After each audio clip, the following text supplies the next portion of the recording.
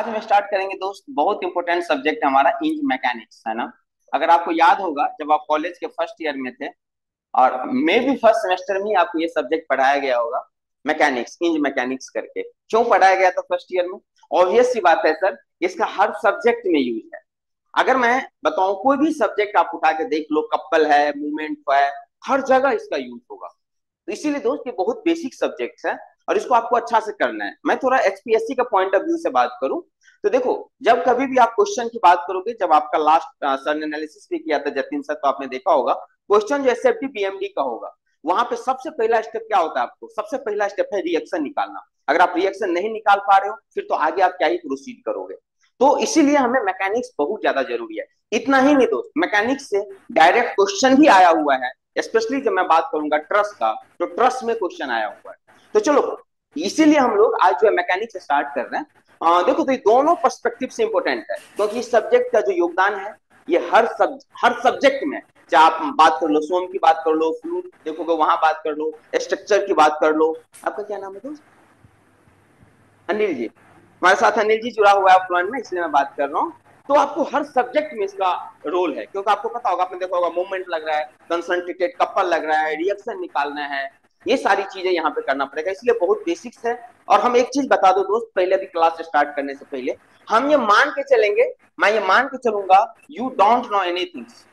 या मैं बिल्कुल मान के चलूंगा, यू डोंट नो एनीथिंग, आपको कुछ भी नहीं पता है। जैसे कि सर ने बोला है कि हमें सब्जेक्ट को पूरा जीरो से स्टार्ट करना है। बोलो ऐसा क्यों सर? जीरो टू हमें हीरो पहुंचना है। हीरो मतलब समझ रहे हैं ना? टॉप, जीरो टू टॉप तक हमें जाना है। तो अगर, क्योंकि हमारे पास हर तरह का बच्चा है, कोई आज से 5 साल पहले है, कोई 4 साल पहले, किसी को लिंक में नहीं है, कोई हो सकता है जस्ट पास आउट भी होगा, कोई अभी कर रहा होगा। तो हम एक चीज शुरू में बता दो, जीरो से लेके पूरा तब तक, मतलब जो हाईएस्ट हो सकता है एग्जाम की रिक्वायरमेंट, हम चलेंगे। ये दूसरी बात। तीसरी बात, मैं समझ रहा हूं आपने नहीं पूछा है, मैंने आपको कमेंट में नहीं देखा हूं। तीसरा इंक्वायरी होगा, सर क्या बताइए, इसका आप नोट्स देंगे या मुझे खुद नोट्स बनाना पड़ेगा? देखो दोस्त, आपकी एग्जाम की रिक्वायरमेंट क्या है? इस बार जो आपका एग्जाम है, जो टेक्निकल की बात करते हो, वो हमारा कन्वेंशनल है, राइट? क्या है दोस्त? तो आप जानते हैं, जब कभी भी कन्वेंशनल होगा, यहाँ पे आपको लिखना होगा। मेरे पास नोट्स ऑलरेडी पड़ा हुआ है, मैं, आप बोलोगे तो मैं नोट्स दे दूंगा, लेकिन मैं आपको बोलूंगा कि आप अपना नोट्स खुद बनाइए। बाद बाकी ये जो मैं लिख रहा हूँ, ये जो पीडीएफ है, ये आपको पता है आपको मिल जाएगा, तो ये पीडीएफ। लेकिन सबसे बेटर चीज होगा, आप अपना नोट्स खुद बनाइए। इससे क्या फायदा होगा? आपको राइटिंग स्किल इंप्रूव होगा, और सबसे बड़ी बात, जब आप किसी चीज को लिखते हैं तो आपको लॉन्ग टर्म याद होता है। और दोस्त, आप लोग सब म्यूट कर लीजिए, आप लोग ना सब अपने आप को म्यूट कर लीजिए दोस्त। ऐसे में ना आवाज आपको हिंड्रेंस आएगा, तो आप सब म्यूट कर लीजिए खुद को। Everyone please mute yourself. चलो, तो ये बात है। तीसरी बात जो मैं बता रहा था, क्योंकि आपको लिखना है दोस्त, अनिल जी, लिखने से चीजें ज्यादा याद होते हैं, है ना। ये तो है नहीं कि एमसीक्यू है, 2 बार पीडीएफ पढ़ लेंगे हमारा काम चल जाएगा। बाद में कि मैं आपको नोट्स भी दूंगा, लेकिन मैं बोलूंगा कि आप खुद से अपना नोट्स बनाइए। It will be much more important than any other things. आप अपना नोट्स बनाइए, लिखिए। 3 बात हो गई। चौथी बात मुझे आपको बताना है। देखो, जैसे कि मैंने आपको बताया, ये हमारा कन्वेंशनल पेपर है ना, कन्वेंशनल पेपर है। तो मैं आपको क्या करूंगा, हर क्लास के बाद, ध्यान से सुनो, कम से कम according to the subject requirement 3 से 4 या 5 क्वेश्चन देखेंगे। मान लो 2 से लेकर 5 क्वेश्चन मैं आपको डेली दूंगा। ये सर, ये कौन सा क्वेश्चन होगा सर, ये कौन सा क्वेश्चन होगा? जैसे मान लो आज मैं कुछ भी पढ़ाऊंगा, सपोज आज मैं लेमिस थ्योरम पढ़ाता हूँ, स्टैटिक्स पढ़ाता हूँ, तो उस पे बेस्ड 2 से 5 क्वेश्चन जो भी मैं आपको दे पाऊंगा, देखूंगा कितना टॉपिक कवर हुआ है, इसके अनुसार कितना क्वेश्चन है, मैं सारा पढ़ा दूंगा पूरा डिटेल में। इसके बाद ये 2 से 5 क्वेश्चन जो भी होगा मैं आपको दूंगा, और आपको क्या करना है, डेली इसको, आज कसम खा लो दोस्त कि आज मुझे करना ही करना है, बाद में कुछ और करना। अगर अपना डेडिकेट होकर अगर आपने तैयारी स्टार्ट किया है, तो ये 2 से 5 क्वेश्चन डेली आपको लिखना है। लिखना मतलब डेली आपको इसको रिटेन में प्रैक्टिस करना है। सर हो सकता है हम गलत भी लिखेंगे, हमको कैसे पता चलेगा हम सही लिख रहे हैं कि गलत लिख रहे हैं? बिल्कुल सही बात है, आपको कैसे पता आप सही लिख रहे हो कि गलत लिख रहे हो? ये भी 2 से 5 क्वेश्चन होगा। अभी मैंने ग्रुप में अपना नंबर शेयर किया हूं, आपने देखा होगा, डेली का डेली दोस्त आप हमें ये क्वेश्चन भेजेंगे व्हाट्सएप पे। It might be in the group, but मैं बोलूंगा पर्सनली भेजिए, क्योंकि ग्रुप में आप देखते हो बहुत ज्यादा मैसेज आता है, तो मैं आपका हो सकता है चेक नहीं कर पाऊंगा। तो डेली 2 से 5 क्वेश्चन होगा, जो भी मैं क्लास पढ़ाऊंगा उसका कन्वेंशनल क्वेश्चन होगा। मैं बोल दूंगा ये 2 नंबर का क्वेश्चन है, ये 5 नंबर का क्वेश्चन है, ये 10 नंबर का क्वेश्चन है, इसके अनुसार आपको कितना लिखना है। पहले तो मैं सिखाऊंगा कि 2 नंबर में कितना लिखना है, 5 नंबर में कितना लिखना है। इसके बाद कल से, सही है ना दोस्त, कोई दिक्कत तो नहीं है ना? अरे क्लियर है ना, कोई दिक्कत तो नहीं ऑनलाइन वालों? सर वीडियो स्विच क्यों हो रहा है बार बार, क्या हो रहा है ये,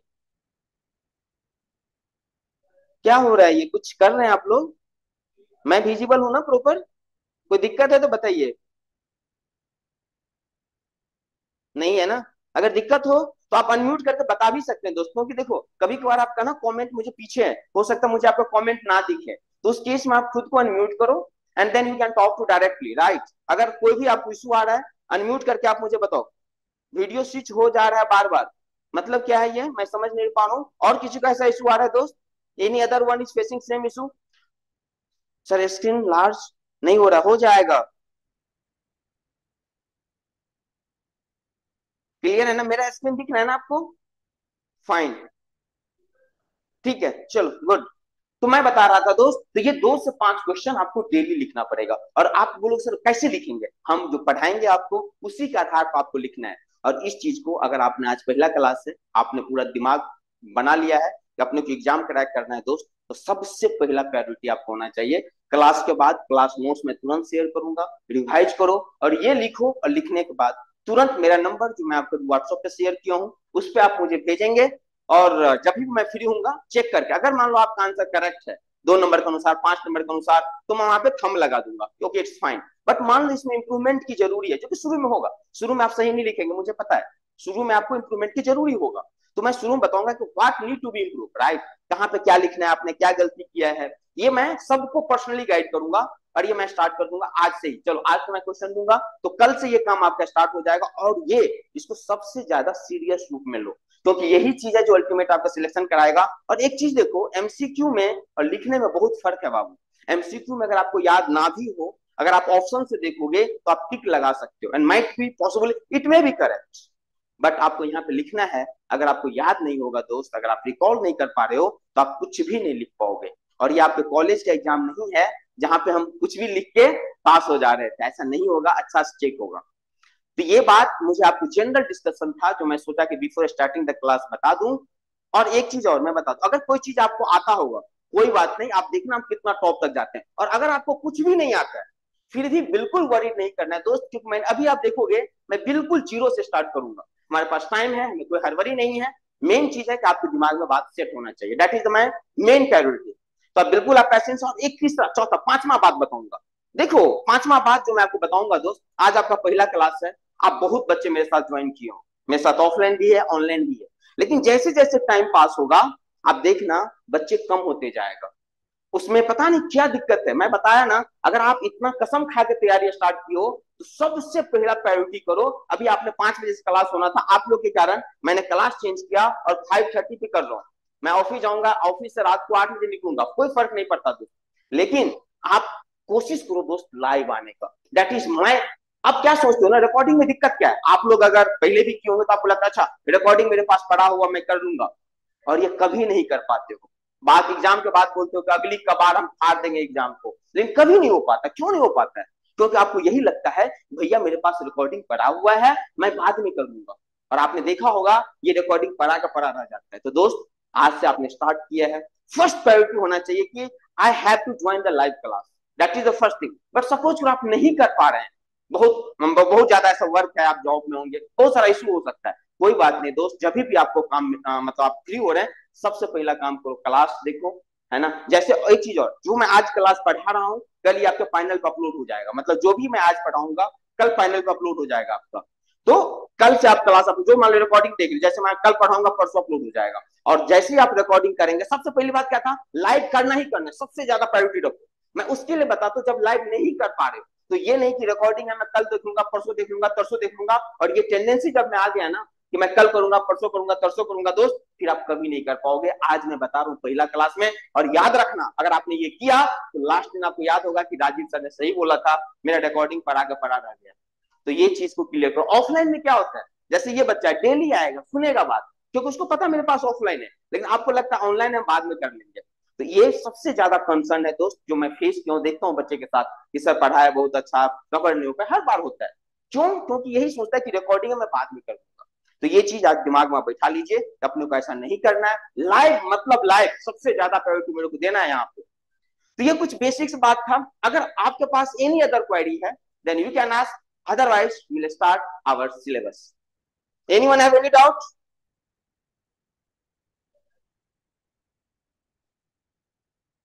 सर बोर्ड के स्क्रीन को कैसे लार्ज करें?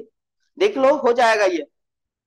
सबको कोई दिक्कत क्लियर है ना दोस्त? अगर क्लियर जगह बता दो यस, तब तो हमें पता चलेगा। डायरेक्शन बात तो होना चाहिए आपसे, आपके दिमाग में हो गया क्लियर? अगर हो गया yes then it's clear, let's start now.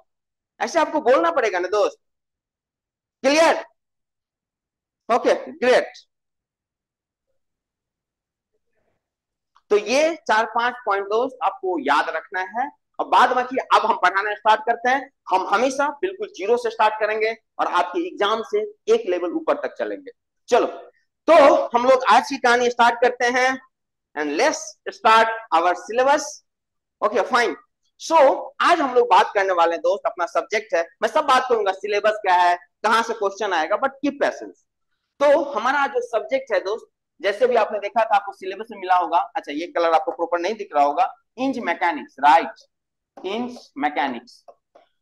सबसे पहली बात सर मुझे ये बताओ, इंजीनियरिंग तो मेरे को पता है सर, ये मैकेनिक्स क्या होता है? What do mean by the term mechanics? कौन कौन बता सकते हो मैकेनिक्स क्या होता है? क्या समझते हो मैकेनिक्स से दोस्त? मैं आऊंगा सिलेबस क्या है, कितना टाइम लगेगा, सब बताऊंगा। बट पहले मुझे ये बताओ कि मैकेनिक्स क्या होता है। अगर मेरे को ये पता चल जाए तो बहुत हद तक अपना काम बन जाएगा। अनिल जी बताइए, क्या समझते हैं मैकेनिक्स से? हम्म, ऑनलाइन वाले दोस्त? एक दोस्त बता रहा Vikram, study of forces. What about others? Study of forces. Okay ठीक है। देखो, कोशिश करो करने का। देखो, एक चीज हमेशा दिमाग से निकाल देना कि हम कमजोर हैं, हम तेज हैं। बच्चे में एक मैं देखता हूँ मेंटलिटी, सोचता है यार मैं तो कमजोर स्टूडेंट हूँ। कोई फर्क नहीं पड़ता है, सब कमजोर है, सब एक ही लेवल पे हो। बिल्कुल जीरो से डरना नहीं है, जो भी डॉक्टर तुरंत पूछना है और करना है। चलो देखो, मैकेनिक्स अगर आपको याद होगा दोस्त, तो क्लास 8वां क्लास अगर आपको याद होगा, हम 8वां क्लास से मैकेनिक्स के बारे में पढ़ना स्टार्ट कर दिया था।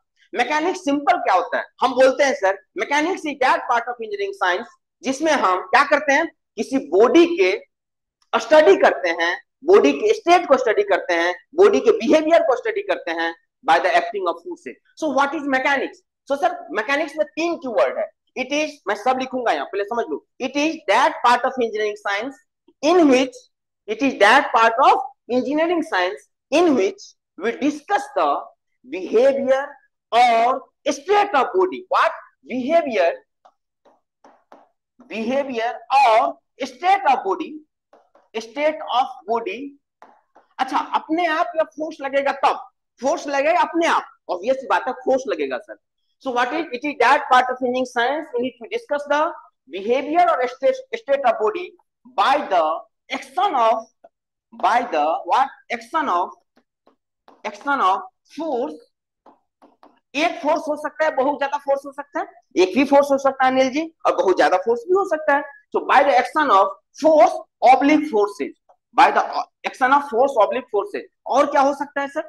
फोर्स दो तरह का होता है बाबू, मैं आगे पढ़ाऊंगा, बहुत तरह का फोर्स है, बट मेनली दो तरह का फोर्स होगा। किसी भी बॉडी मोशन में तभी आएगा मेरे दोस्त जब वहां पे फोर्स लगेगा। अब बोलोगे सर ये बॉडी है ना सर, लो छोड़ दिया, हमने तो फोर्स लगाया ही नहीं सर, हाँ ये तो मोशन में आ गया सर। क्यों आ गया बाबू? फोर्स दो तरह का होगा। एक होगा एक्सटर्नल फोर्स। फोर्स कितना तरह का हो सकता है? दो तरह का। एक हो सकता है आपका एक्सटर्नल फोर्स, जो आप बाहर से लगाएंगे, जैसे ये बॉडी है हम बाहर से लगाएंगे। एक दूसरा हो सकता है हमारे पास, कौन सा फोर्स बताओ? Internal force. Internal force, internal force हमेशा किसी बॉडी का सेल्फ वेट होता है बाबू।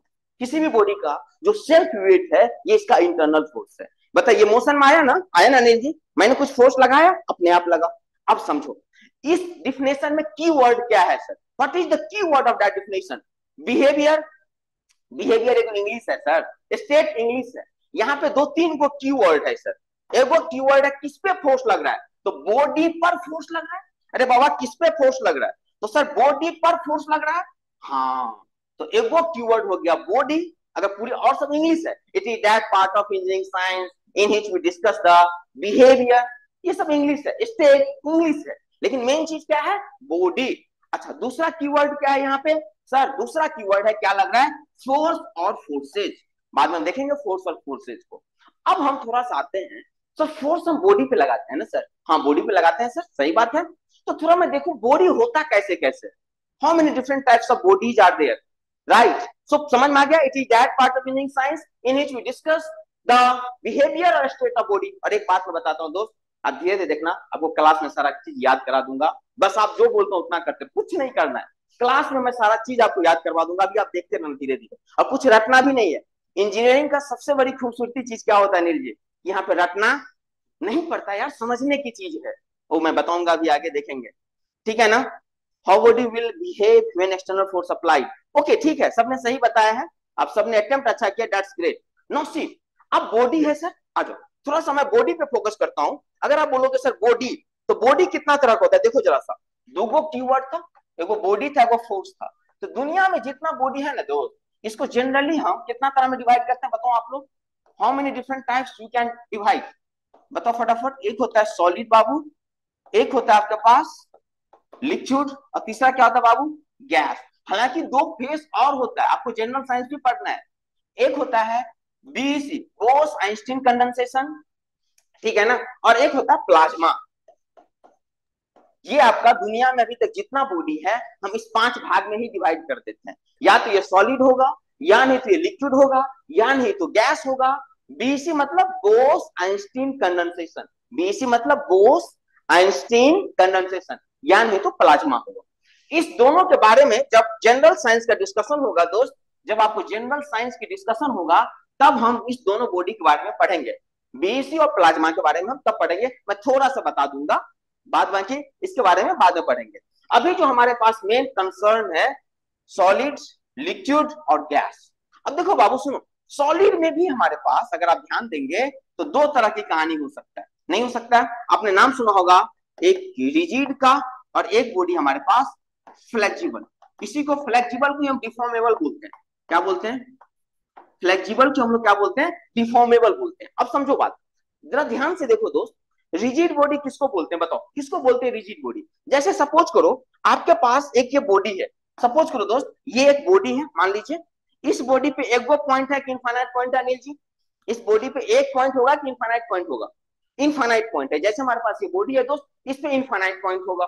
कोई भी 2 पॉइंट पकड़ लीजिए आप, इस 2 इनफाइनाइट पॉइंट में से कोनो 2 पॉइंट पकड़ लीजिए। सपोज कीजिए मैंने पॉइंट ए को पकड़ा, मैंने पॉइंट बी को पकड़ा, इसके बीच कुछ डिस्टेंस है कि नहीं है?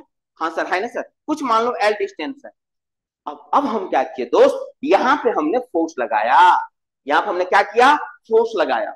फोर्स लगाने के बाद अगर ये एल में कोई चेंज नहीं आता है, तो इस टाइप के बॉडी को हम लोग क्या बोलेंगे, रिजिड बॉडी। रिजिड बॉडी को कैसे डिफाइन करेंगे sir? It is that it is the part of solid body on which by the action of force the distance between any 2 points will not change. That type of body is called it what? Rigid body.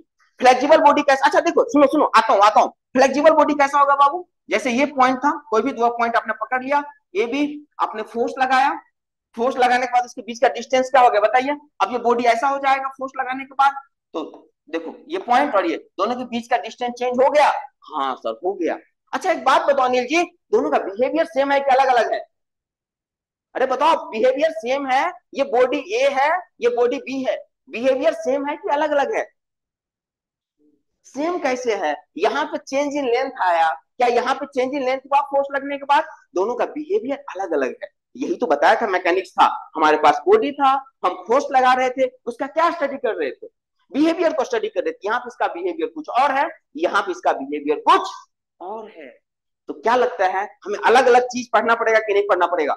मेरे प्यारे देशवासियों, जब मैं mechanics की बात कर रहा हूं, तो पूरा का पूरा इस टाइप का जो बॉडी होगा कहां पढ़ेंगे हम बताइए? इंच मैकेनिक्स में पढ़ेंगे। किसमें पढ़ेंगे? मतलब अभी आप समझ लो, जब तक मैं आपको मैकेनिक्स पढ़ा रहा हूं, हमारा बॉडी रिजिड है बाबू। हमारा जब तक मैं आपको मैकेनिक्स पढ़ा रहा हूं, आने वाले 6-7 दिन, जितना दिन पढ़ा रहा हूं, हर जगह बॉडी हमारा रिजिड होगा। अगर आपको याद होगा तो आपको कॉलेज में कभी आपने नहीं निकाला होगा मैकेनिक्स के अंदर, ये स्ट्रेन बताओ, स्ट्रेन क्या होता है? चेंज इन लेंथ अपॉन, अच्छा यहाँ पे स्ट्रेन आया कि नहीं आया? उसका बिहेवियर अलग हुआ कि नहीं हुआ, तो हमें अलग मैकेनिक्स पढ़ना पड़ता है, जिसको हम लोग क्या बोलते हैं दोस्त, जिसको हम क्या बोलते हैं दोस्त, स्ट्रेंथ ऑफ मटेरियल या मैकेनिक्स ऑफ सॉलिड। आप देखिए, हमने फोर्स लगाया, बॉडी का बिहेवियर चेंज हुआ, हमें अलग अलग मैकेनिक्स पढ़ना पड़ रहा है। अरे नहीं पढ़ना पड़ रहा है क्या? हाँ सर पढ़ना पड़ रहा है। चलिए इतनी बात आपको समझ में आ गया। मतलब सर जब हम यहाँ पे बहुत चीज डिस्कस करना, सिलेबस में भी आता हूँ, रुक जाओ, पेशेंस रखो थोड़ा सा, सब बात करेंगे आज, आपके दिमाग में कोई डाउट नहीं रहेगा। फिर बोला अरे सर मास्टर ने सिलेबस बताया ही नहीं, मास्टर ने स्टार्ट कर दिया पढ़ाना। I will tell all the things, please keep patience. So ये हमारा इंक मैकेनिक्स था दोस्त। बिहेवियर अलग है मटेरियल का, ये बिहेवियर अलग है मटेरियल का। अच्छा अनिल जी को बात बताइए, ये लिक्विड है, क्या है हमारे पास? लिक्विड। लिक्विड का पार्टिकल होता है ऐसे ऐसे, बताइए लिक्विड का ऐसे ऐसे पार्टिकल होगा। पानी मानिए, जब मैं आपको लिक्विड बताऊंगा तो आप क्या मानिए? पानी। ऐसे ऐसे पानी का पार्टिकल होगा, होगा, है ना? अच्छा एक बात बताइए, एक बात आप लोग मुझे बताइए दोस्त, यहाँ पे हम फोर्स लगाएंगे, यहाँ पे हमने फोर्स लगाया, जो पार्टिकल अभी यहाँ पे है, जो t इक्वल टू 0 पे यहाँ पे है, पानी है, दिमाग में चलो पानी पानी, है ना, जा रहा है। तो जो पार्टिकल अभी यहाँ पे है, कुछ देर के बाद ये पार्टिकल यहाँ पहुंच जाएगा कि नहीं पहुंच जाएगा, बताइए अनिल जी, विक्रम जी बताइए, सब पहुंच जाएगा कि नहीं पहुंच जाएगा? हाँ। कुछ देर के बाद यहाँ पहुंच जाएगा कि नहीं पहुंच जाएगा? हाँ। कुछ देर के बाद यहाँ पहुंच जाएगा, और सर ये तो जाता ही रहेगा। मतलब सर अगर एगो बात बताइए, एगो बात बताने वाली बात है, इसका बिहेवियर सुनो सुनो सुनो। जब तुम्हारे पास सॉलिड बॉडी था बाबू, देखो ये मान लो फ्लेक्सिबल है, ये डिफॉर्मेबल बॉडी है, अगर हम फोर्स लगाएंगे इसका बिहेवियर क्या होगा? हमने फोर्स लगाया, मान लीजिए शियर फोर्स, तो बॉडी थोड़ा सा डिफॉर्म होगा कि नहीं होगा, बताइए अनिल जी? होगा ना? बताइए, ये एंगल फाई है, क्या है दिख रहा है ना, फाई, ये टॉ। अगर आप टॉ लगाएंगे, ज्यादा करेंगे तो फाई ज्यादा होगा, टॉ कम करेंगे तो फाई कम होगा। और ये जो फाई हो रहा है ना, इसी को हम बोलते हैं डिफॉर्म हो जाना। ये क्या हो गया बाबू? डिफॉर्म हो गया। हमने लोड लगाया, बॉडी क्या हो गया? डिफॉर्म हो गया। मतलब एक बात बताइए अनिल जी, यहाँ पे किसी गिवन लोड के लिए डिफॉर्मेशन फिक्स है कि नहीं है? सर अगर टॉ बढ़ेगा तभी एंगल बढ़ेगा, मतलब डिफॉर्मेशन बढ़ेगा, टॉ कम होगा तभी बढ़ेगा। लेकिन सर अगर टॉ कांस्टेंट होगा, इसमें कोई चेंज नहीं आएगा। लेकिन सर एक बात बताइए पानी के बारे में, पानी के बारे में हमने लोड तो उतना ही लगा रखा है, हमने लोड चेंज किया कि उतना ही है? अनिल जी बताइए, लोड वही है कि चेंज किया? वही है, लेकिन सर ये तो लगातार बदल रहा है। ये क्या है हमारा? φ1, ये क्या है हमारा? φ2, ये हमारा। अरे सर इसका नेचर तो अलग हो गया सर, ये भी तो बॉडी ही था सर, लेकिन इसका नेचर क्या हो गया? अलग हो गया। यहाँ पे सर किसी गिवन लोड के लिए देखो, यहाँ पे कोई डिफॉर्मेशन नहीं, यहाँ पे गिवन लोड के लिए डिफॉर्मेशन फिक्स, यहाँ पे गिवन लोड के लिए डिफॉर्मेशन लगातार। अरे नहीं आ रहा समझ में? मतलब सर एक बात हमको समझ में आ रहा है, लोड फोर्स लगा रहे हैं, बॉडी का बिहेवियर हर एक केस में अलग अलग होते जा रहा है। इसीलिए दोस्त हमें अलग मैकेनिक्स पढ़ना पड़ेगा, जिसका नाम क्या होता है बाबा? अरे बोलो, fluid, fluid mechanics. This is called is what? अच्छा अब चलो, इतनी कहानी आपको समझ में आ गया क्यों हम अलग अलग मैकेनिक्स पढ़ रहे हैं। मैकेनिक्स का डिफिनेशन था सर, जब किसी बॉडी पर फोर्स लगाते हैं तो उसके बिहेवियर के स्टेट में क्या चेंज आती है, वही तो स्टडी करते हैं मैकेनिक्स में। फिर हमने देखा अच्छा बॉडी पे, बाबा बॉडी कितना है, हमने देखा सॉलिड लिक्विड गैस, हमने देखा सॉलिड में कैसा बॉडी था, जब फोर्स लगा रहे थे कोई डिफॉर्मेशन नहीं आ रहा था, उसका बिहेवियर कुछ और था। यहाँ पे हमने देखा किसी गिवन लोड के लिए एक डिफॉर्मेशन फिक्स था, लेकिन सर यहाँ पे हमने देखा कि किसी गिवन लोड के लिए डिफॉर्मेशन लगातार हो रहा था। तो सर हमने क्या देखा? हमने देखा कि हर एक केस में चीजें, कहानी अलग अलग हो रही है। अच्छा एक और बात मैं बताऊंगा, फिर मैं आगे चलता हूँ। फ्लूइड को कैसे डिफाइन करोगे बाबू, बताओ फ्लूइड को कैसे डिफाइन करोगे? मुझे पता है, अगर आपसे पूछा जो what is fluid, Anil ji बताइए क्या बोलेंगे? क्या बोलेंगे?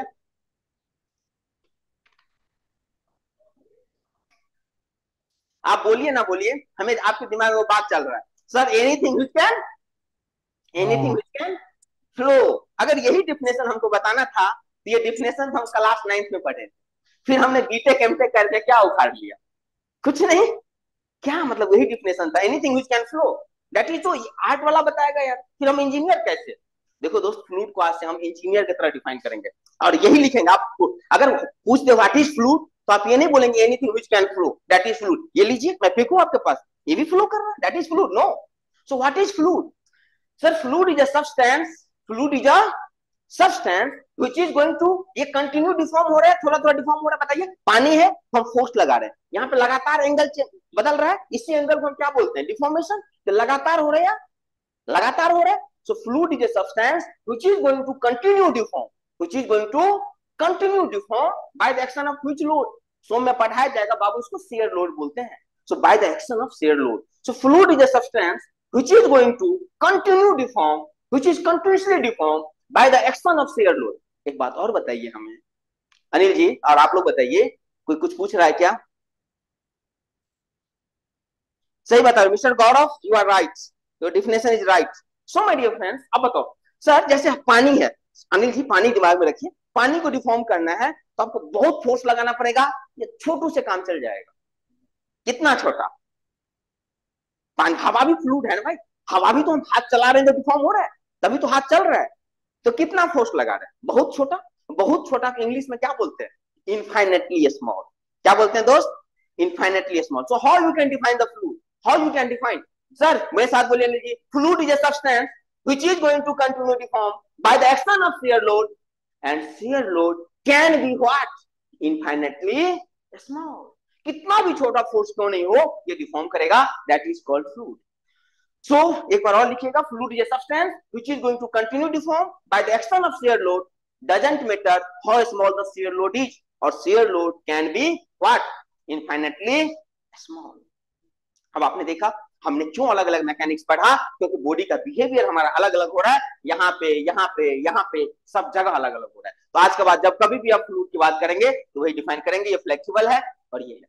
चलिए मैं थोड़ा सा आपको बीएससी और प्लाज्मा, जब मैं जनरल साइंस की बात करूंगा तो वहां पे बात करेंगे, मैं थोड़ा सा बताता हूँ बीएससी और प्लाज्मा के बारे में। देखो वो साइंस, प्लाज्मा, बीएससी, बॉडी का वो स्टेट, किसी भी बॉडी का वो स्टेट है बाबू जो बहुत कम टेम्परेचर पे एग्जिस्ट करता है। बहुत कम, कितना सर?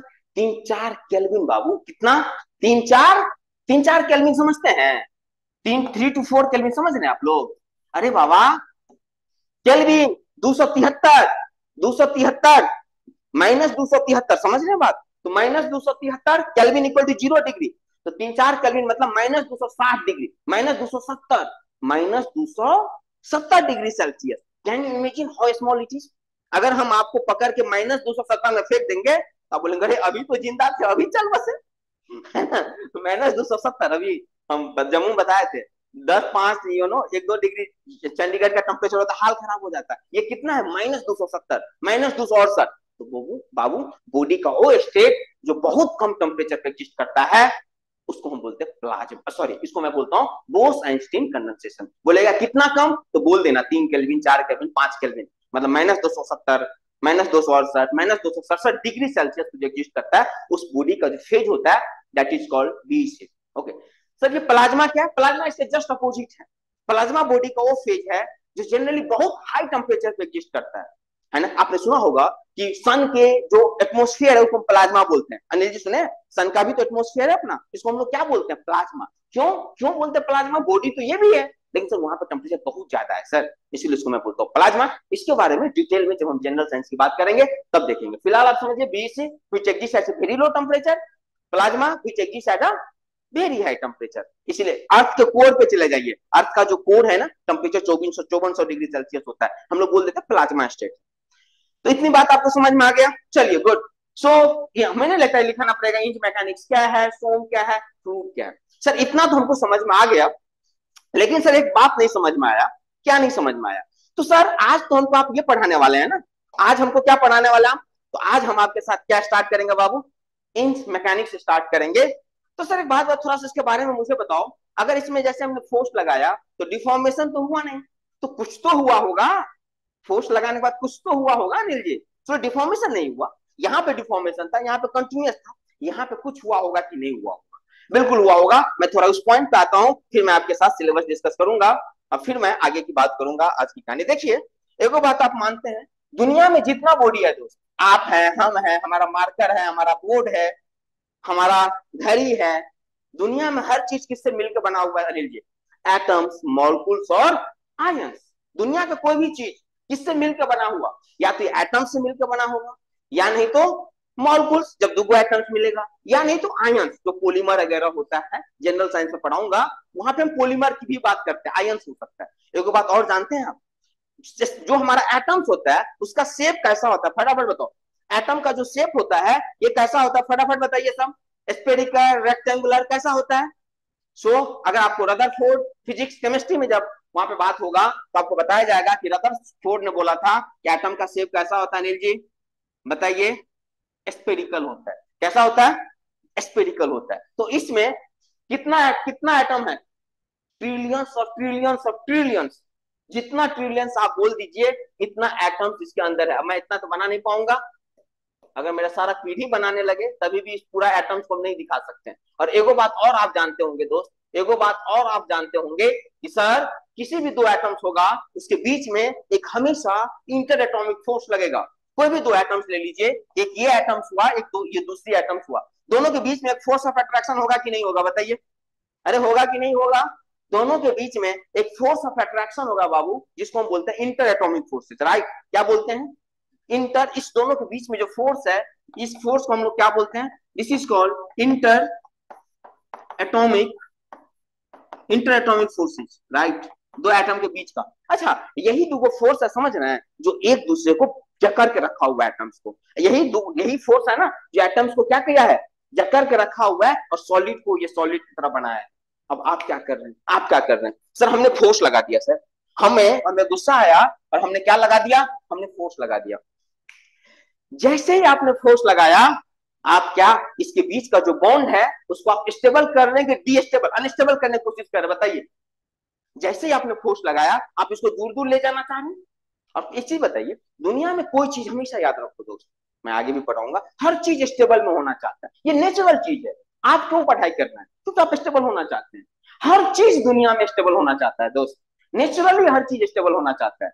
ये जो दो एटम्स था पहले, जब फोर्स नहीं लगा था तो भाई इस फोर्स के कारण ये क्या रहा है? ये फोर्स के कारण ये स्टेबल था, इस फोर्स के कारण ये क्या था? स्टेबल था। लेकिन आपने अनिल जी जैसे ही आपने फोर्स लगाया, आपने इसको क्या किया? अनस्टेबल किया।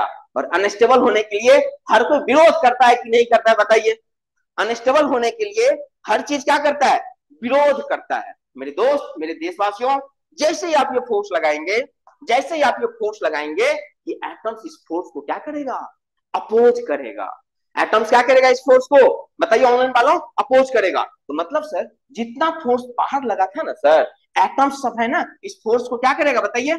अपोज करने का। पीछे की तरफ एक फोर्स लग जाएगा, बताइए ये किसके कारण लगेगा बताइए? इंटर एटॉमिक के कारण। किसके कारण? Inter atomic. क्योंकि जैसे हम किए, ये फोर्स इसको रेसिस्ट करने का कोशिश करेगा, और तो होगा क्या? न्यूटन साहब ने को बात बोला था, याद होगा, कि जितना फोर्स ये है उतना ही अंदर में होगा। नहीं होगा क्या? जितना फोर्स बाहर है उतना ही अंदर में। और जानते हो बाबू, यही कहलाता है स्ट्रेस।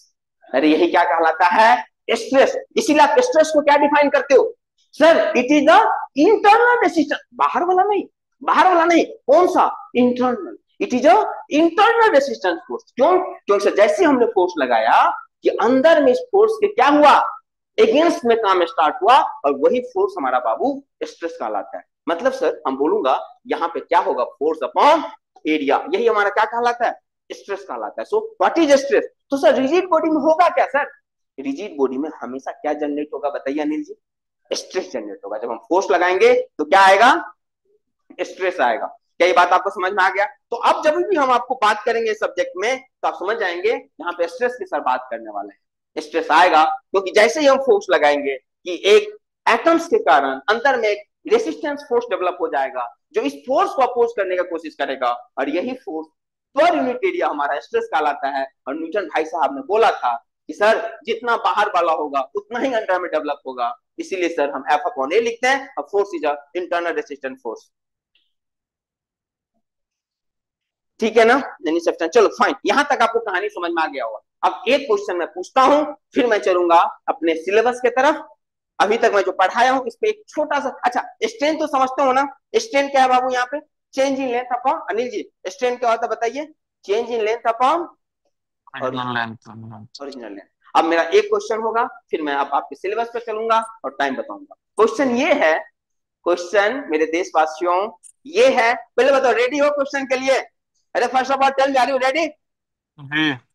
चलो बताओ क्वेश्चन, अनिल जी बताएंगे। पहले स्ट्रेस के स्ट्रेन, अरे सर ये क्वेश्चन तो बहुत पुराना है। पहले स्ट्रेस या strain, which one will come first? Stress और स्ट्रेन, क्या लग रहा है? फटाफट बताइए सब। फर्स्ट। सब बताओगे दोस्त, नहीं तो मैं आगे नहीं चलूंगा। सब बताओगे stress. Okay, what about others?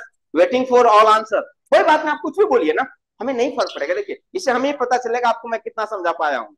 First. Vikram बिल्कुल समझाएंगे, तभी तो हम बात कर रहे हैं।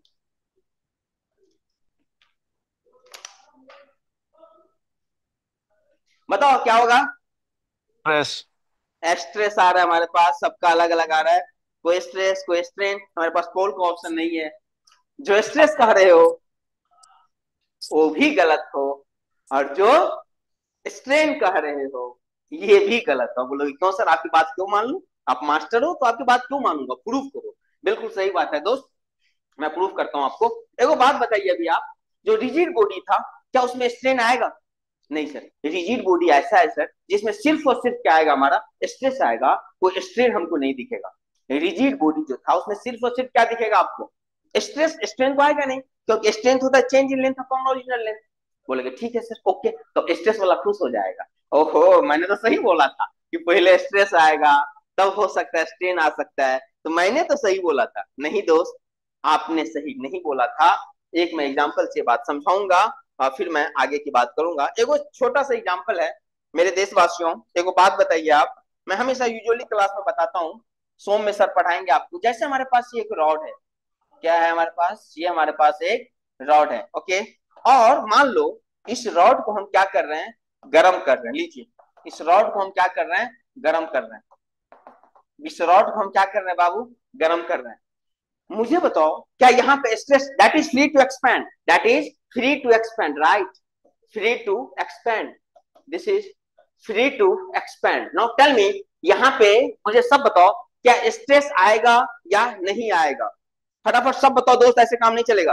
क्या यहाँ पे स्ट्रेस आएगा या नहीं आएगा? सब बताओ फटाफट, ऐसे नहीं चलेगा दोस्त। स्ट्रेस आएगा या नहीं आएगा?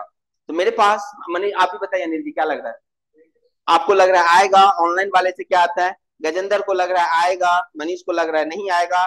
सबका अपना अपना व्यू है, कोई बोल रहा है yes no yes no yes no. चलो अब किसकी बात मानू? देखो दोस्त सुनो, अच्छा चलो स्ट्रेस छोड़ो, मुझे बताओ यहाँ पे स्ट्रेन आएगा कि नहीं? अगला क्वेश्चन, अब आपको अगला क्वेश्चन आंसर करना है। क्या यहाँ पे स्ट्रेन आएगा कि नहीं, ये सब बताओ। क्या यहाँ पे स्ट्रेन आएगा? क्या यहाँ पे स्ट्रेन आएगा? यस या नो, ये सब बताएंगे। स्ट्रेन आएगा, इसमें तो सब एक मत हो। इसमें आप बताए अनिल जी, आप बताइए क्या लग रहा है आपको? किसी चीज को गर्म करेंगे तो एक्सपैंड करेगा ना, जैसे यही चीज है, इसको हम गर्म करेंगे तो एक्सपैंड करेगा। तो यहाँ पे क्या आया? स्ट्रेन आया। लेकिन एक बात बताइए आप मुझे, क्या यहाँ पे स्ट्रेस आया?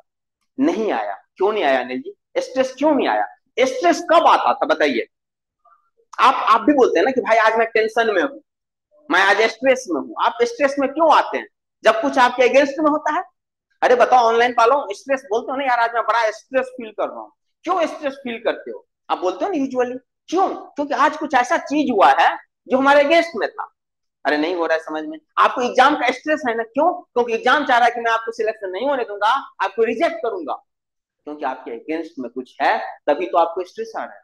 अगर आपके अगेंस्ट में चीजें नहीं होता तो आपको स्ट्रेस नहीं आता।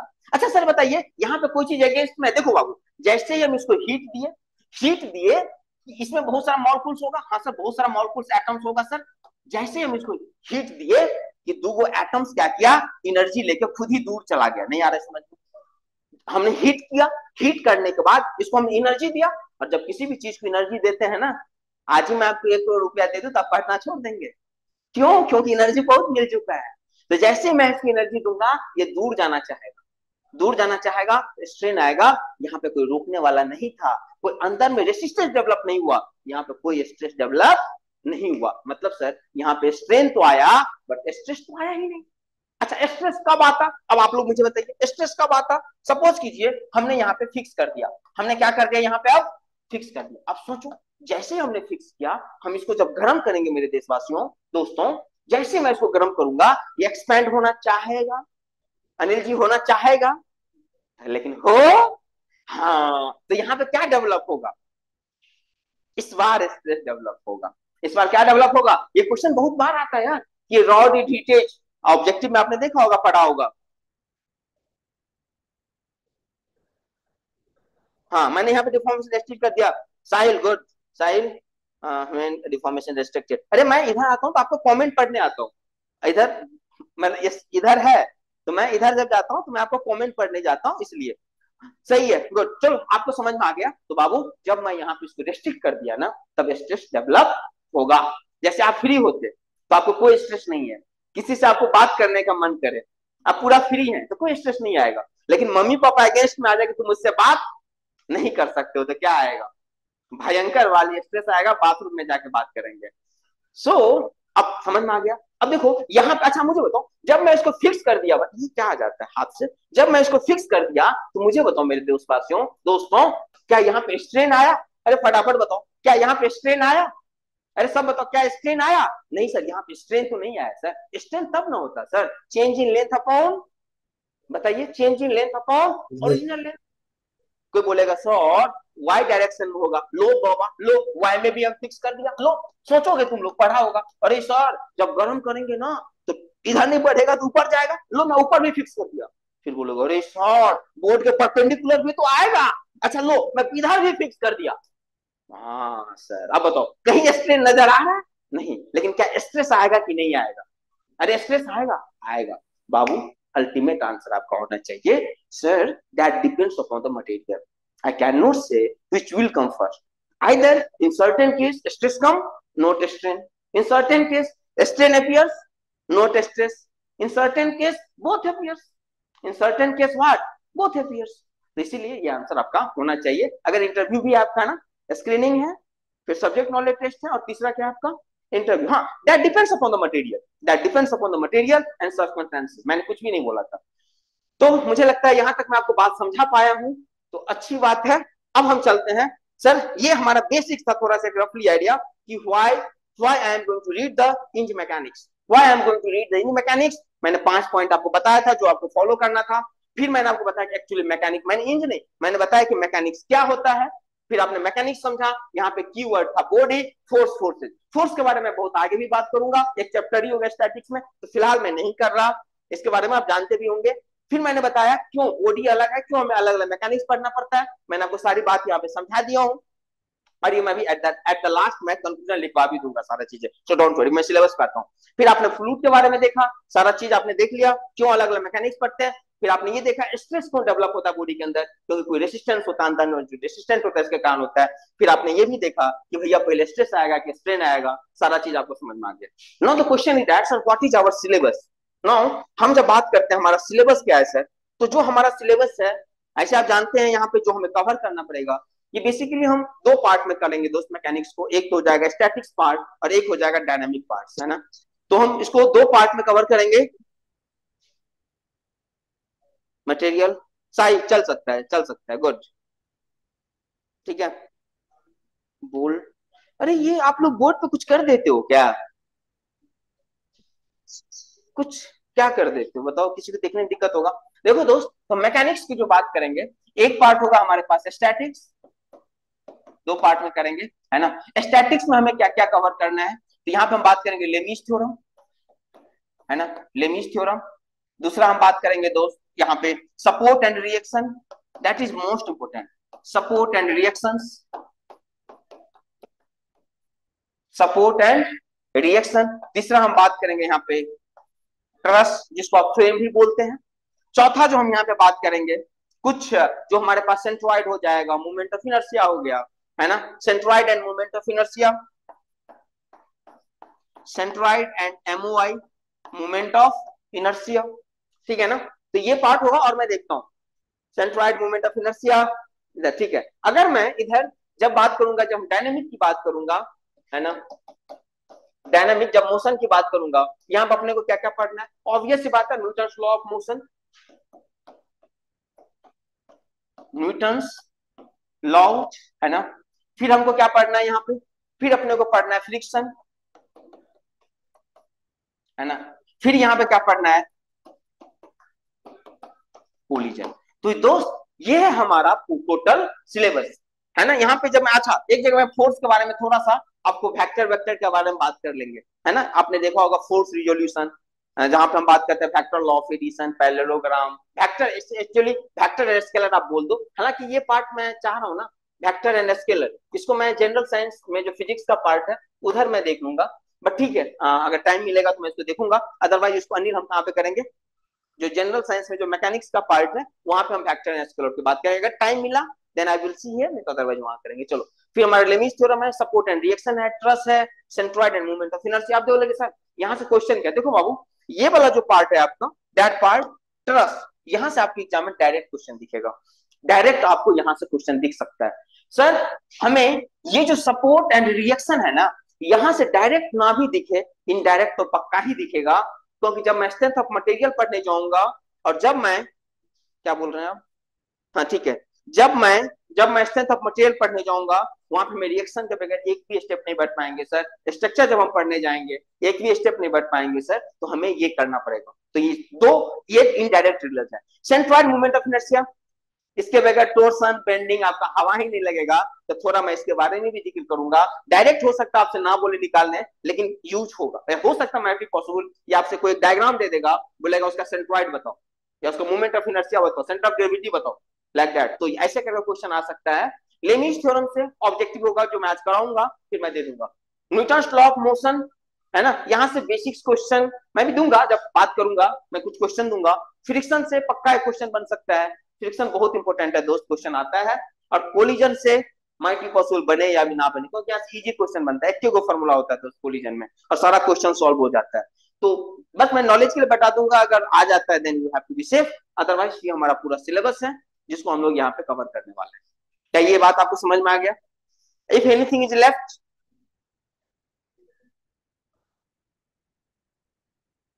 व्हाइट बोर्ड ये मैं कल पूछता हूँ दोस्त, है ना साहिल, एग्जैक्टली मुझे पता नहीं है कैसे कैसे होता है। व्हाइट बोर्ड नहीं, क्यों नहीं मिलेगी थ्योरी, क्यों नहीं मिलेगी थ्योरी दोस्त?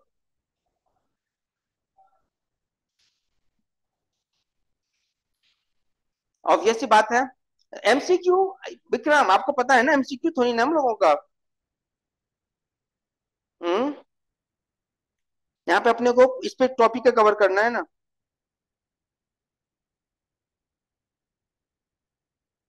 हम्म, क्लियर है ना, ऑब्वियस सी बातें करेंगे, सब्जेक्टिव, हाँ बिल्कुल। विक्रम आप लेट ज्वाइन किए हो क्या?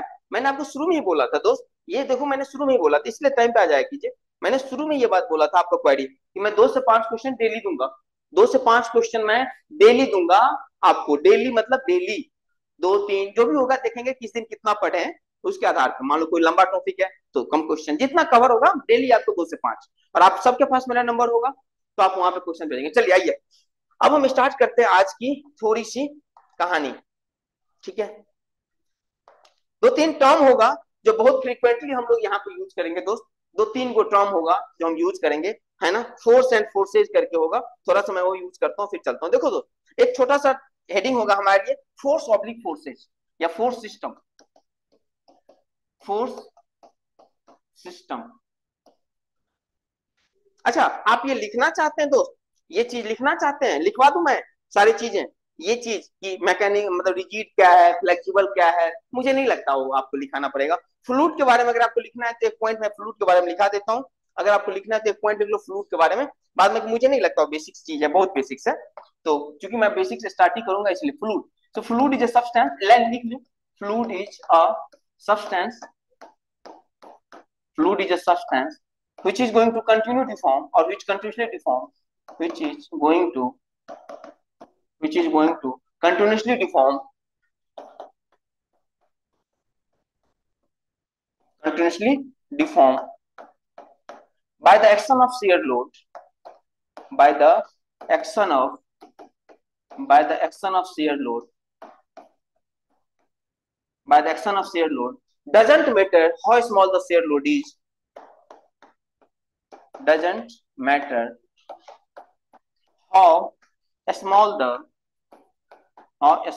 shear load is, how small the shear load is, or it can be infinitely small, or it can be means shear load can be, shear load मैं लिख देता हूँ, और shear load can be,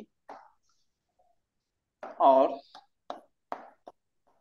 shear load can be infinitely small, can be infinitely small. अच्छा तो सुनो, जब आप मेंस में लिखने जाओगे ना अनिल जी, आप भी सुनिए, जब आप मेंस में लिखने जाएंगे तो ऐसे लिख के नहीं छोड़ेंगे। मेंस का एक अच्छा तरीका होता है नंबर लाने का। अब इस की वर्ड में क्या क्या इंपोर्टेंट है बताइए, ये डिफिनेशन में क्या क्या इंपोर्टेंट है, क्या लग रहा है सब बताओ, आप मुझे खुद बताओ, आप मुझे ये बताओ इसमें आपको क्या क्या इंपोर्टेंट लग रहा है, मुझे बताओ एक बार कमेंट करके। तो उसको आप अंडरलाइन कर दो दोस्त, ये खूबसूरती होगा। नहीं बोलते सोने पे सुहागा हो जाना। अगर आपने एग्जामिनर को ये दिखा दिया ना कि भैया मैंने बहुत कुछ लिखा, उस पॉइंट में जो इंपोर्टेंट लाइन हो इसको हमेशा, और ये आदत डालिए आपसे, अभी आपको नहीं पता चलेगा लेकिन आप बोल दोगे सर दो तीन को तो हमको लग रहा है। कौन मेन बात है, देखो सर कंटिन्यूसली डिफॉर्म नहीं लग रहा है, ये लोड है कंटिन्यूसली डिफॉर्म मेन चीज, और सब तो इंग्लिश है।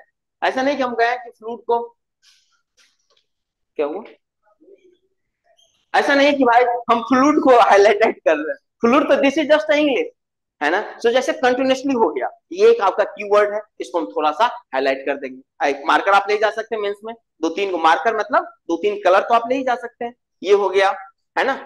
इनफाइनेटली स्मॉल, ये को शेयर लोड को कर दीजिएगा, ये मैं बताता हूँ, ये चलो ये तो अभी भाई दो लाइन का डिफिनेशन था तो कोई बात नहीं, इतना इंप्रेसिव नहीं होगा, लेकिन जब आपको 10 नंबर में लिखना आएगा, आपको को लगता है कि पूरा इंटरव्यू एक लाइन बाय लाइन पढ़ेगा, मैं बताऊंगा बाद में, आपको बताऊंगा how to write in the mains, वो भी मैं तरीका दूंगा। अभी छोटा छोटा चलो, पहले आप यही करेंगे और ये आदत डालो, जो भी कीवर्ड हो तुरंत आप इसको हाईलाइट कीजिए, जो आपको लगे कि भैया ये ज्यादा इंपॉर्टेंट है। आप देखो अगर इंटरव्यूअर होगा ना, एग्जामिनर, ये इतना पढ़ेगा नहीं, अच्छा continuity form, share load, infinitely, खुश हो जाएगा, उसको कोई एफर्ट नहीं करना पड़ा, इसको समझ में आ गया, अच्छा ये तीन गो वर्ड है डिफिनेशन में, हो गया। हर जगह यही चीज होगा, और ये हर सब्जेक्ट में करो, जो कीवर्ड है उसको घुमाओ, क्योंकि आपको पता है आप वहां पे रेंडमली कुछ लिख देंगे उससे नंबर नहीं मिलने वाला, ये कॉलेज नहीं है कि पढ़ेगा उसको लगेगा ठीक है, तो ये करेंगे उसका आंख का काम आसान हो गया, बोलेगा अच्छा बहुत अच्छा किया बच्चा ने, मेन मेन बात दिखा दिया। नहीं लग रहा, आप खुद बताइए आपका काम कम हुआ कि नहीं, अब आप तुरंत समझ गए अच्छा हाँ ये दो तीन को बात है। तो ये चीज आपको हेल्प करेगा दोस्त, even in the exam, and you have to follow that one. अभी पहला क्लास है, धीरे धीरे हम लोग इसकी बात करेंगे। चलिए, तो ये मैंने आपको लिखा दिया, अगर आप अब बाद में stress force upon area, internal resistance force, तो मुझे नहीं लगता यहाँ पे कुछ है अभी। चलिए यहाँ तक हो गया। अब हम जो थोड़ा सा बात करते हैं दोस्त फोर्स सिस्टम का, किसकी बात करते हैं, हेडिंग डालिए फोर्स सिस्टम। सिस्टम का क्या मतलब है दोस्त,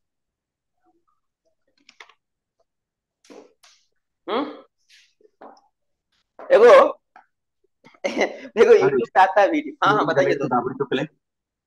हाँ रमन, हाँ बताओ, मैं सुन रहा हूँ। रमन आप कुछ पूछ रहे हो,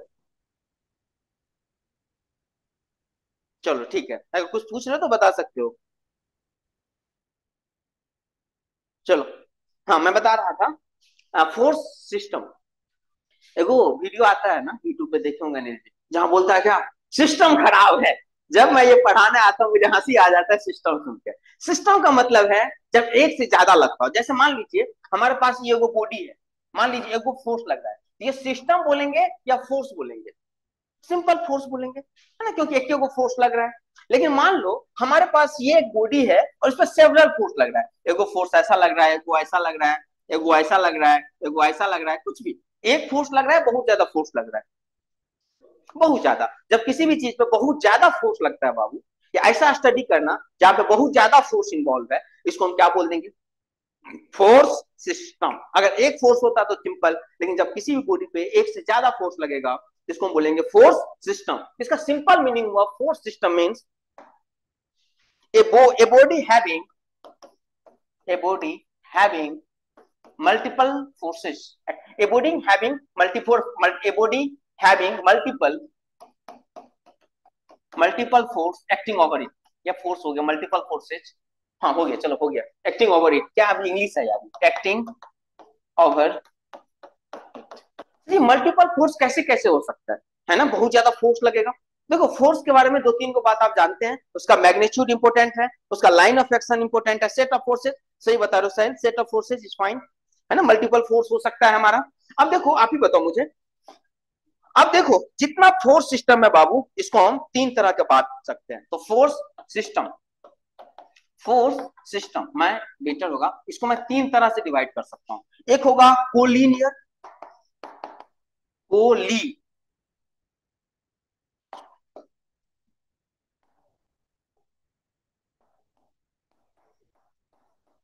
कोलिनियर, दूसरा हो जाएगा कोप्लेनर,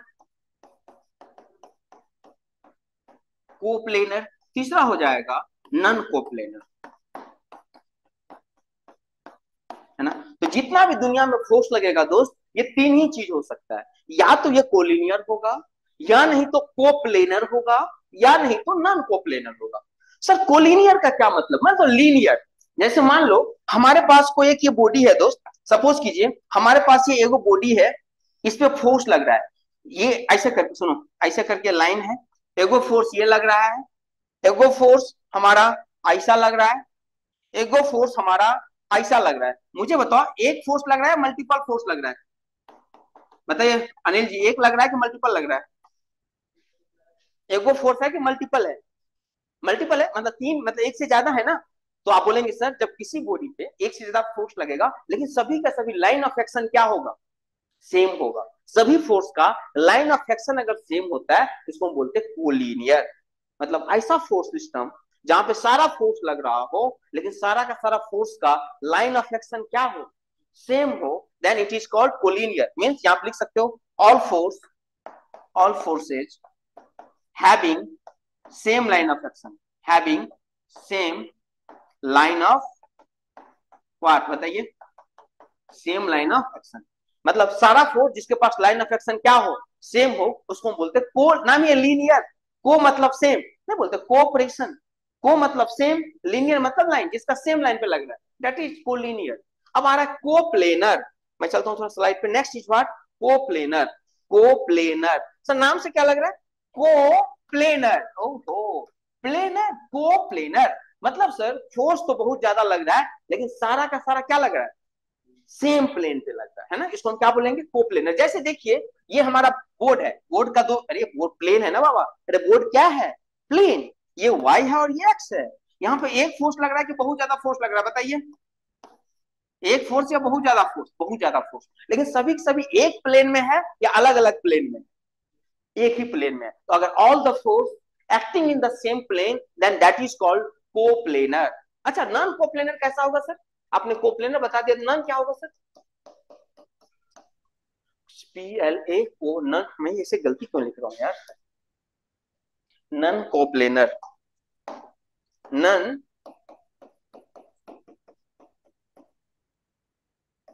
नॉन कोप्लेनर, चलो नॉन कोप्लेनर। अब देखिए ये बताइए, ये y है और ये x है, ठीक है ना, एगो फोर्स ऐसा लग रहा है, एगो फोर्स ऐसा, अब ये कोप्लेनर है या नॉन कोप्लेनर है, अब ये कोप्लेनर है। अच्छा एक बात बताओ, तीसरा फोर्स मैं इस बोर्ड के परपेंडिकुलर लगा देता हूं, अरे नहीं समझ, तीसरा फोर्स मैं क्या कर रहा हूं इस बोर्ड के, एगो इधर लगा, एगो ऊपर लगा, और तीसरा फोर्स इस बोर्ड के हमने क्या किया, परपेंडिकुलर। अगर मैं बोर्ड के परपेंडिकुलर लगाऊंगा, ये प्लेन से बाहर हो जाएगा कि नहीं हो जाएगा बताओ, या तो मैं बोर्ड के तरफ लगाऊं या बोर्ड से दूर खींचूं, तो ये क्या हो जाएगा, नॉन कोप्लेनर। अगर सारा फोर्स एक प्लेन में ना लगे, अलग अलग प्लेन में लगे, then this is called is what, non coplanar. Sir दिखाएंगे कैसे सर, ये तो इस पे, अच्छा चलो मैं एक तरीका बताता हूँ। आपने ट्रेन देखा है, ऑब्वियसली बात है सबने देखा होगा, ट्रेन का पीछे वाला पार्ट देखे हो, ट्रेन के पीछे वाला पार्ट क्या होता है, आपने देखा होगा, ट्रेन के पीछे वाला पार्ट में ऐसा होता है, ऐसे करके, पीछे वाला पार्ट मतलब जब ट्रेन पास करता है पीछे, है ना, ऐसे, तो ये आपका तरफ आ रहा है आपसे दूर जा रहा है, बताओ सब बताओ, ये आपका दूर तरफ जा आ रहा रहा है है, आपसे दूर जा रहा है, मतलब आपसे दूर, दूर जा रहा है। दूर। तो सुनिए यहाँ पे हम फोर्स लगा के ऐसे कट कर देंगे, इसका मतलब ये कितना हो गया, 3 डायमेंशन फोर्स हो गया, और तीसरा फोर्स बोर्ड के परपेंडिकुलर हमारे तरफ या बोर्ड के तरफ, बोर्ड की तरफ। तो देखिए मतलब समझ में आ गया, ये जो फोर्स लग रहा है, ये दो एक प्लेन में है, लेकिन ये बोर्ड के परपेंडिकुलर है और बोर्ड के डायरेक्शन में है। इस तरह से अगर कभी आपको दिख जाए तो समझ जाना ये कैसा फोर्स है, कैसा सिस्टम है, नॉन कोप्लेनर। कभी मैं ऐसे दिखा दिया, कभी मैं ऐसे दिखा दिया, इसका क्या मतलब? इसका मतलब आपके दो ही तरीका होता है, या तो कट करके दिखाएगा या नहीं तो पॉइंट दिखाएगा। पॉइंट दिखाया मतलब आपके तरफ, लेकिन 3D है 2D हुआ अनिल जी। 3D की 2D मतलब 3 डायमेंशन या 2 डायमेंशन? 3 हो गया ना। एगो तो एक्स वाई प्लेन, और तीसरा ये किस प्लेन में चला गया? जेड प्लेन में चला गया।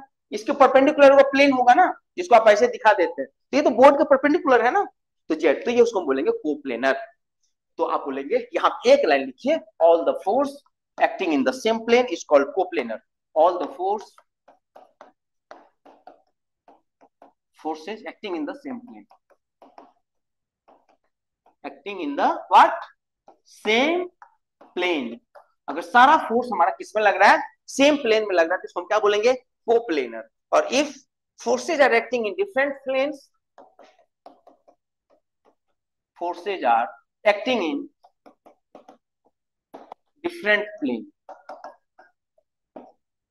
different plane। अगर फोर्स हमारा डिफरेंट प्लेन में लगेगा तो इसको हम क्या बोलेंगे?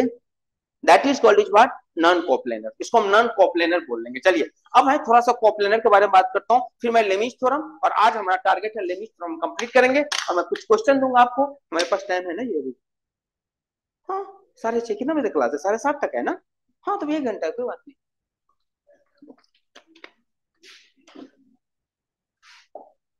चलो, तो मैं थोड़ा सा कोप्लेनर की बात कर देता हूँ। देखो, कोप्लेनर भी हमारे पास parallel, antiparallel, parallel, parallel, antiparallel, antiparallel, और तीसरा कंकरेंट। तो इस 3 तरह का हमारा कोप्लेनर भी हो सकता है, पैरेलल हो सकता है, एंटी पैरेलल हो सकता है, और कंकरेंट। कंकरेंट देखो, पैरेलल का क्या मतलब हुआ? आप बोलेंगे सर पैरेलल का मतलब हुआ जैसे ये y है ये x है, एगो फोर्स ऐसा लग रहा है, दोनों फोर्स ऐसा लग रहा है, तो इसको हम क्या बोलेंगे? Parallel force. मान लीजिए एक ऐसा है आपका, एगो इधर लग रहा है, एगो इधर लग रहा है, तो क्या कहलाएगा? Anti parallel. या कुछ भी ऐसा भी हो जाए, मान लीजिए एगो ऐसा है, ये एगो ऐसा है, तब ये क्या कहलाएगा? Anti parallel. कंकरेंट क्या होगा? कंकरेंट का मतलब होता है, देखो ये हमारा है, सारा फोर्स यहीं से निकल रहा है, ये फोर्स, ये फोर्स, ये फोर्स, ये फोर्स। आपको क्या दिख रहा है दोस्त? सारा का सारा फोर्स एक पॉइंट पे मिल रहा है कि नहीं मिल रहा है? अरे बोलो, सारे का सारे फोर्स एक पॉइंट पे मिल रहा है। अगर अनिल जी, अगर हमारा सारा का सारा फोर्स एक पॉइंट पे मिलेगा, कौन है ये?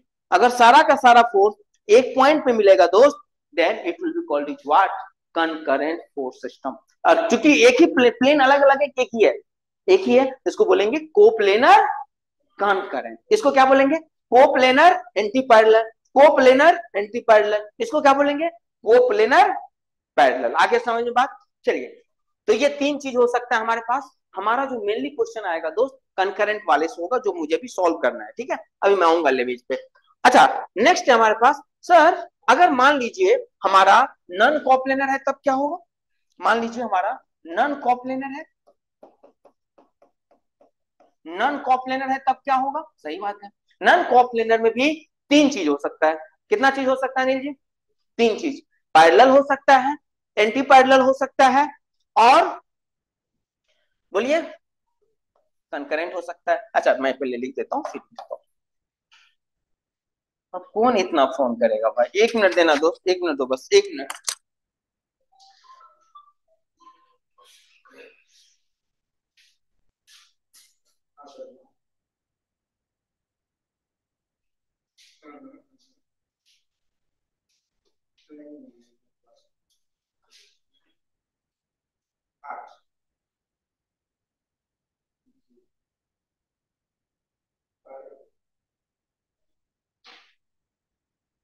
ठीक 1 मिनट।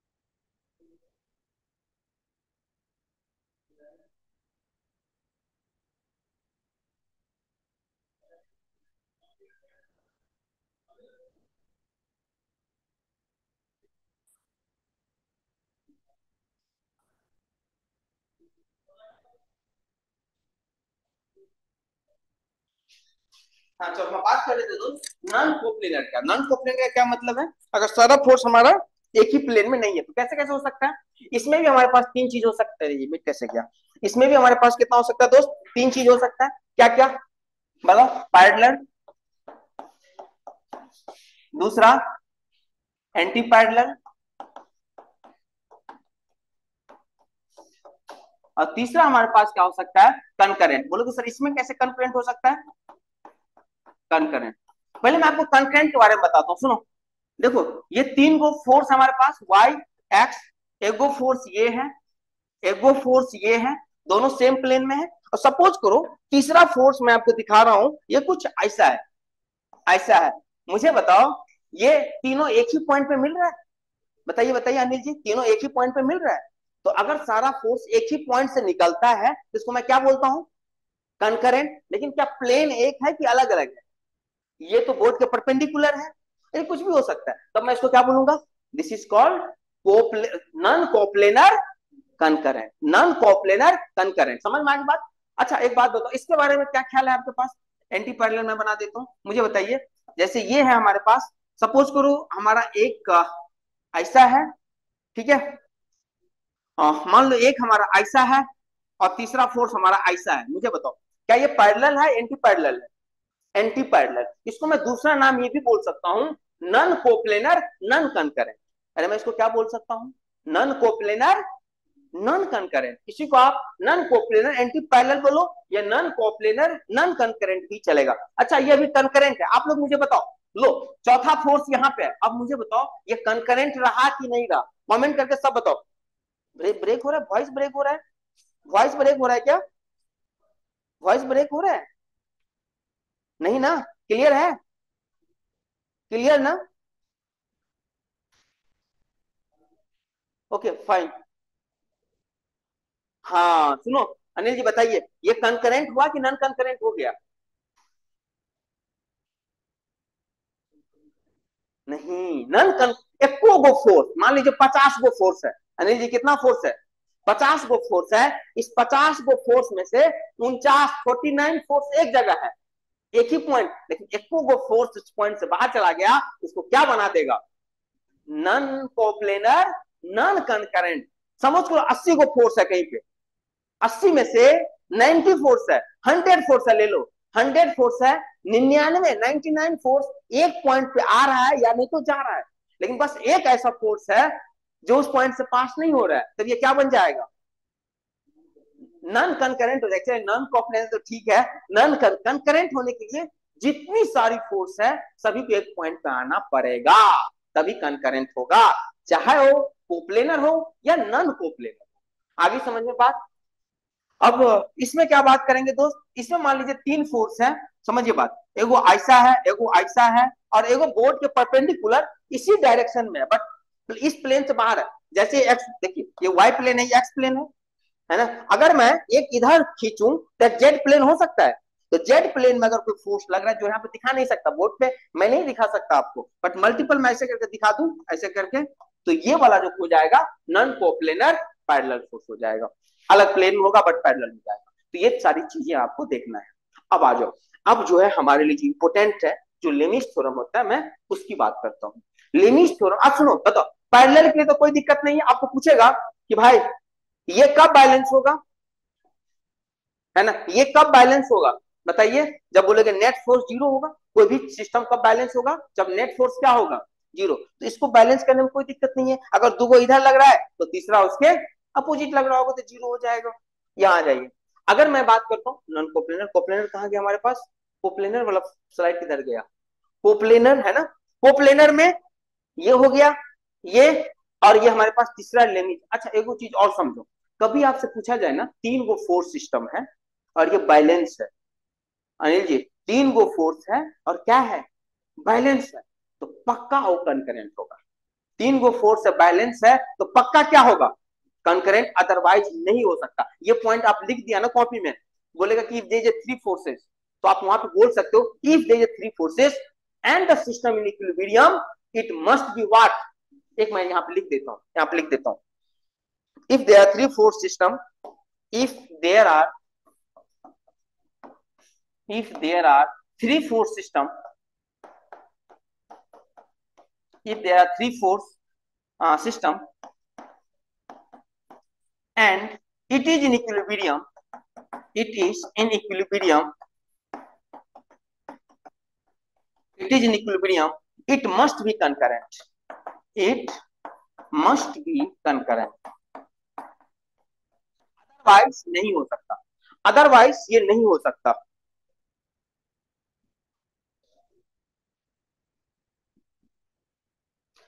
ठीक है विक्रम, कर लूंगा, डोंट वरी।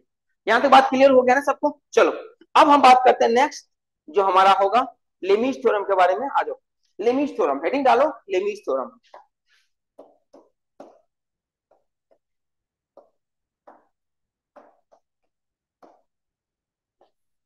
अच्छा सुनो, अब मैं आपको बताता हूं, सपोज करो आपके पास क्वेश्चन है, मान लो मैं ऐसे भी बताया नहीं, बता रहा हूं, सपोज करो आपके पास क्वेश्चन है कि डिफाइन लेमीज थ्योरम। क्या करो? Define Lami's theorem. मान लो आपके पास क्वेश्चन आ रहा है डिफाइन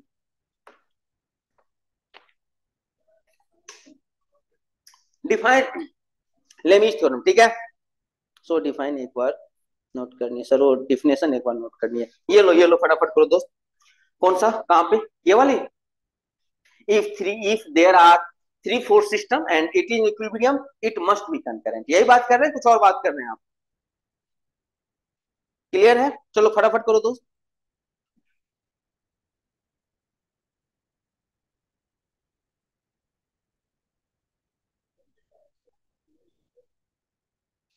ये सब्जेक्ट हम लोग ना मान के चलो 12-15 घंटा में कंप्लीट कर लेंगे, 15 घंटा मैक्सिमम, इससे ज्यादा नहीं जाएगा।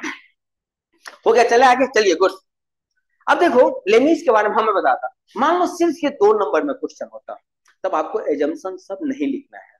मान लो आप किसी भी चीज के बारे में पूछ रहा है और ये मान लो 5 नंबर या 8 नंबर या 10 नंबर में है, तो आप इसके सबसे पहले उसका क्या लिखेंगे? एजम्पशन।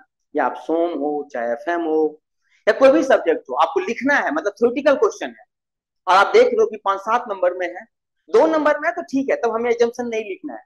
लेकिन अगर ये ज्यादा नंबर में है तो सबसे पहले उसका हम क्या लिखेंगे? एजम्पशन लिखेंगे, तभी जाके हम आगे बात करेंगे। ये नहीं कि लेमीज देखे सीधे लगाने लग गए। तो सबसे पहले उसका क्या याद रखना है आपको? एजम्पशन। कभी भी पूछा जा रहा है इसका हमको क्या देखना है? एजम्पशन।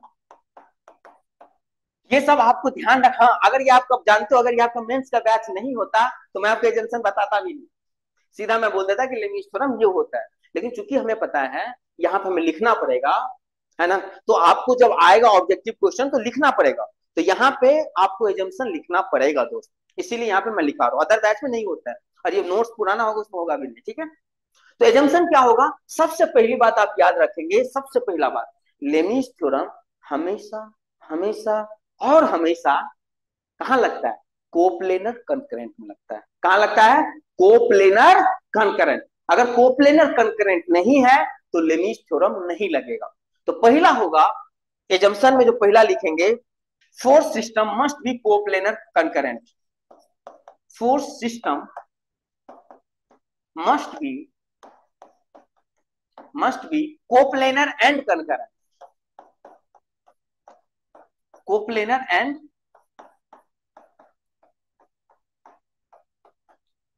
कोप्लेनर एंड कंकरेंट, ठीक है?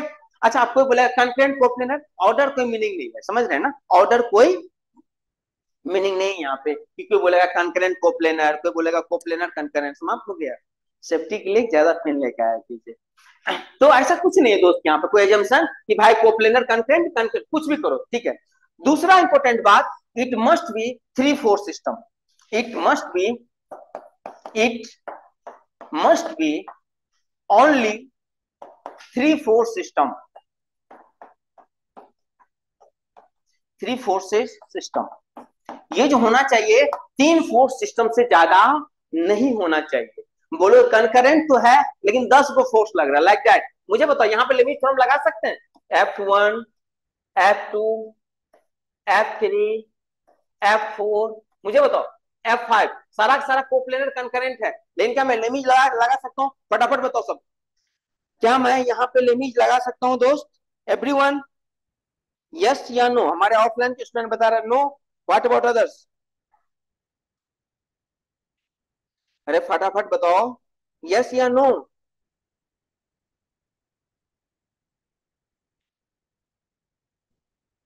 नहीं लगा सकते, ठीक है, क्यों?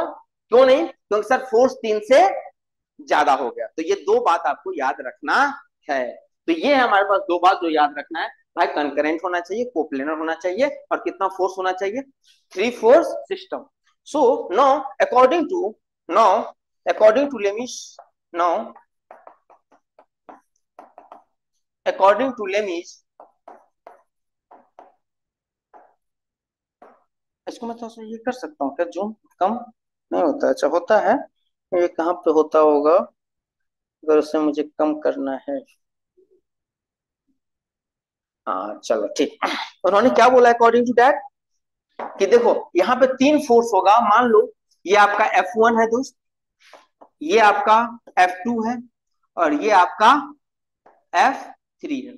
ये एंगल अल्फा है, ये एंगल बीटा है, ये एंगल गामा है।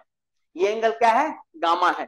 तो उन्होंने बोला, क्या बोला, ध्यान से सुनो, बाद में सब लिख पाऊंगा, स्टेटमेंट भी इसका लिखना है। ये नहीं कि डायग्राम बना दिया, 10 नंबर का क्वेश्चन है, 5 नंबर का है, तो ये नहीं डायग्राम बना दिया, स्टेटमेंट भी लिखाऊंगा। तो आप बोलोगे सब इसके अनुसार, इस थ्योरम के अनुसार उन्होंने बोला था क्या? अरे क्या बोला?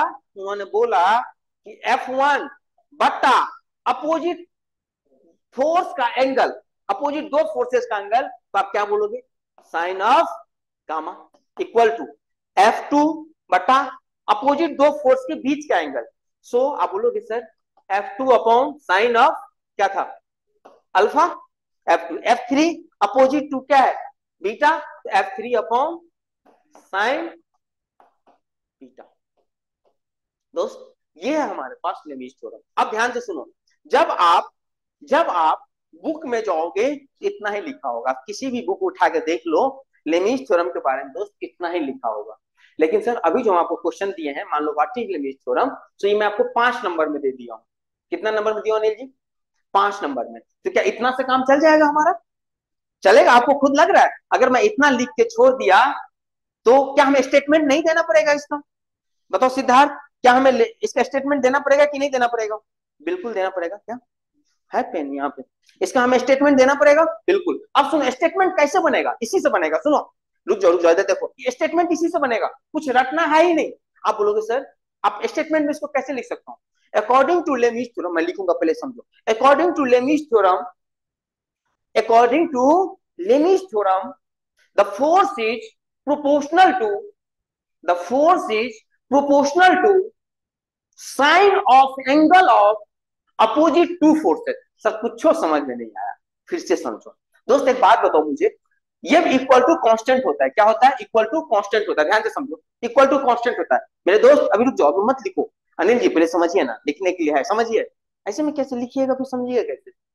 देखिए F1, अब मुझे बताओ, इक्वल टू कांस्टेंट है, अगर हम साइन साइन का वैल्यू बढ़ाएंगे, F1 का वैल्यू बढ़ाना पड़ेगा कि नहीं बढ़ाना पड़ेगा? इक्वल टू कांस्टेंट है ना बाबू। अगर मैं मान लो, अरे बाबा 20/10 है, कितना आएगा? 2। इसको अगर मैं 20 को मैं 5 गुना कर दूं तो 100 हो गया, तो 10 को भी 5 गुना करना पड़ेगा ना, तभी तो ये 2 होगा। तो स्टेटमेंट क्या होगा? वही तो बोल रहा हूं, इक्वल टू कांस्टेंट है। तो आप बोलेंगे सर अगर मैं F1 बढ़ा रहा हूं तो उसी रेशियो में हमें क्या करना पड़ेगा? साइन गामा को भी बढ़ाना पड़ेगा। और साइन गामा किस किस के बीच का एंगल है?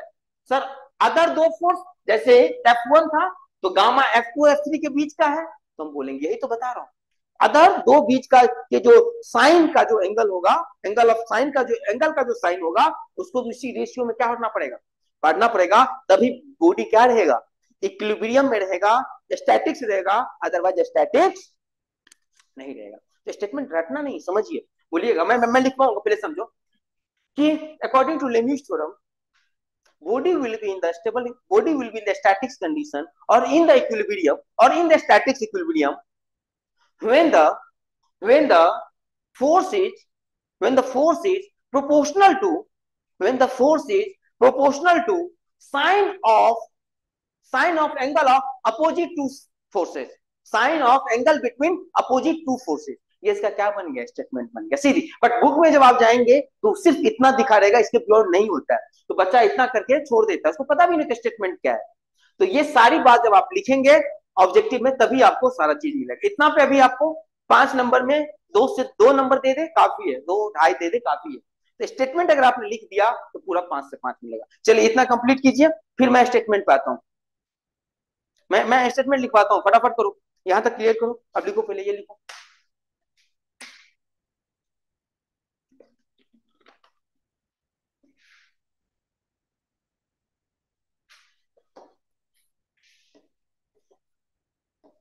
डन हो गया तो बता दो, डन लिखिए आपने, डन हो गया, बताओ फटाफट बताओ।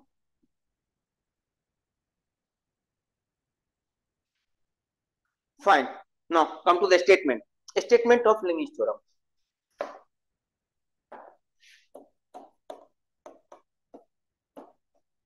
Statement of Lami's theorem.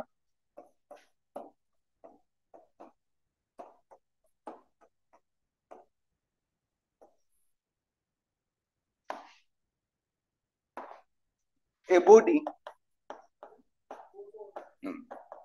will be in static equilibrium, static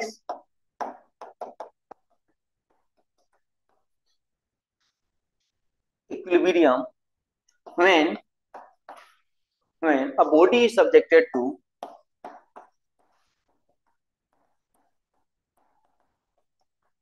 when a body is subjected to three coplanar concurrent force system, three coplanar concurrent force system, concurrent force system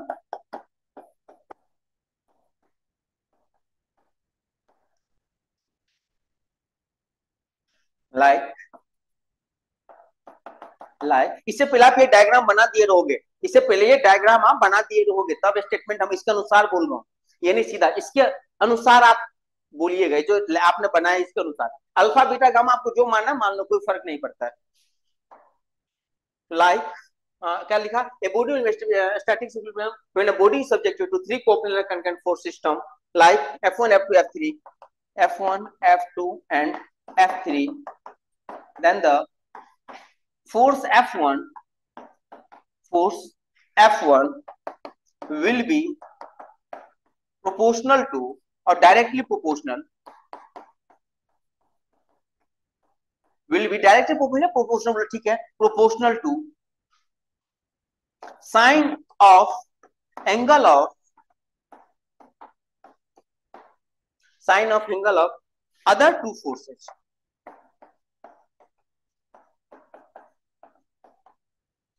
sign of angle of other two forces. तो इस तरह से आपका ये पूरी कहानी complete हुआ, किसके बारे में, लेमीज थ्योरम के बारे में। अब मैं 2-3 क्वेश्चन दूंगा आपको, और क्वेश्चन के थ्रू हम समझेंगे, क्योंकि यहाँ से जो चांसेस है दोस्त क्वेश्चन न्यूमेरिकल आएगा, है ना, मुझे नहीं लगता कि थ्योरी आएगा, लेकिन हम सेफ्टी के लिए सब करेंगे, है ना, हमें नहीं बिल्कुल जोखिम नहीं लेना है दोस्त इस बार, तो हम सेफ्टी के लिए सब करेंगे। लेकिन आपको मैं बता रहा हूँ यहाँ से न्यूमेरिकल आने की चांस ज्यादा है। हो गया, आपने ये लिखा, ये आपने कर दिया, लिखो a body will be in a static equilibrium when a body is subjected to three coplanar concurrent force system like F1 F2 F3, इससे पहले आप डायग्राम बना दिए होंगे, right.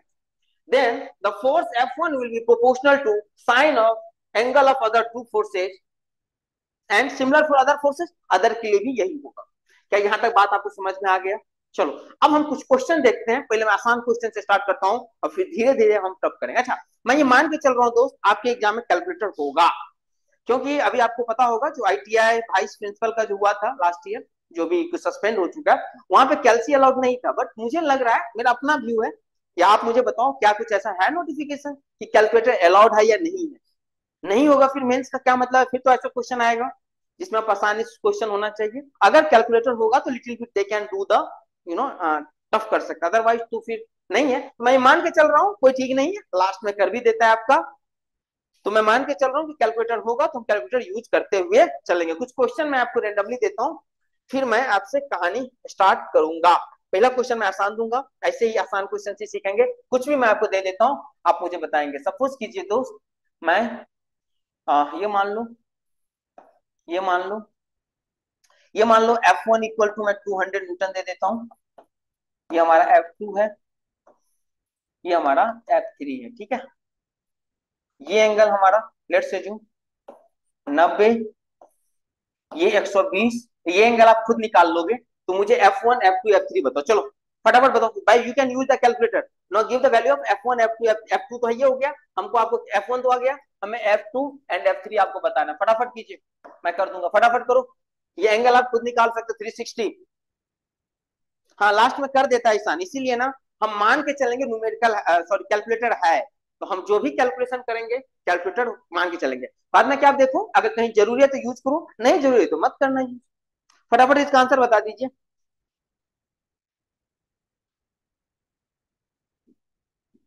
Tell me answer fast,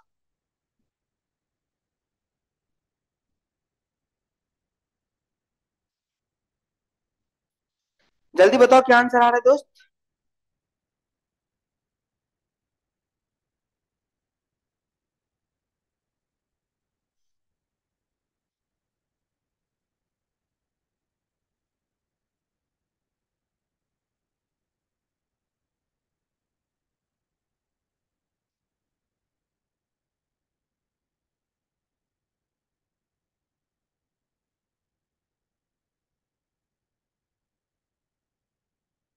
कर लिया?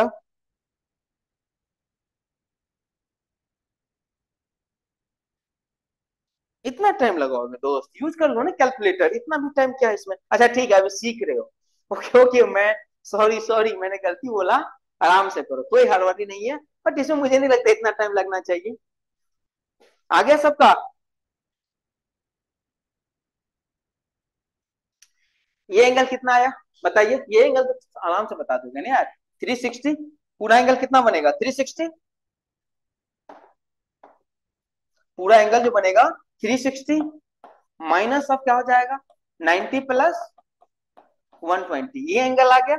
कितना आ रहा है अनिल जी इसको, ये एंगल कितना आया 150, तो ये एंगल आपके पास 150 आ गया। अब कुछ नहीं करना था आपको, अब आप कैलकुलेटर डायरेक्ट यूज कर सकते हैं। फिर मैं धीरे धीरे टफ करूंगा क्वेश्चन, ये तो बेसिक था अभी। तो आप बोलोगे सर हमारे पास हो जाएगा F3 upon sine 90 equal to F1 upon sine 120 equal to Ft upon कितना, F2 अपॉन साइन, बताओ फटाफट 150। अब आपके पास कैलकुलेटर है बाबा, F1 पता है आपको कितना 200, तो F3 कितना हो जाएगा यहाँ से, F3 हो जाएगा आपके पास, ऐसे बंद कर देखा आपने, क्या हो जाएगा F1 मतलब F1 sine 90 upon sine 120, calculator put करो। और F2 हो जाएगा आपके पास F1 साइन 150 अपॉन साइन 120, नहीं हो जाएगा क्या? सॉल्व करो जरा फटाफट, कितना आ रहा है बताइए आप लोग। मेरे पास कैलकुलेटर नहीं है दोस्त, मेरे पास नहीं है। आप लोग बताओ, F3 सबका आ रहा है, किसी दो का मैच तो करे। 115, F3 बता रहा है कोई 230, पता नहीं, देखो F3 230 आ रहा है क्या, 230 न्यूटन। और F2 कितना आ रहा है, F2 115 आ रहा है, 115 पॉइंट समथिंग, जो भी आ रहा है हो जाएगा। चलो जो भी आ रहा है प्लस देख लेना। अब उसको सॉल्व भी तो करना है दोस्त। अब ये मैं बताओ, मैं कैलकुलेटर लेके सिखाऊं, लो ऐसे लाऊं कैलकुलेटर और सिखाऊं, ये तो अब कर लेंगे ना। कितना सब कहा गया? चलो एक और क्वेश्चन देता हूं।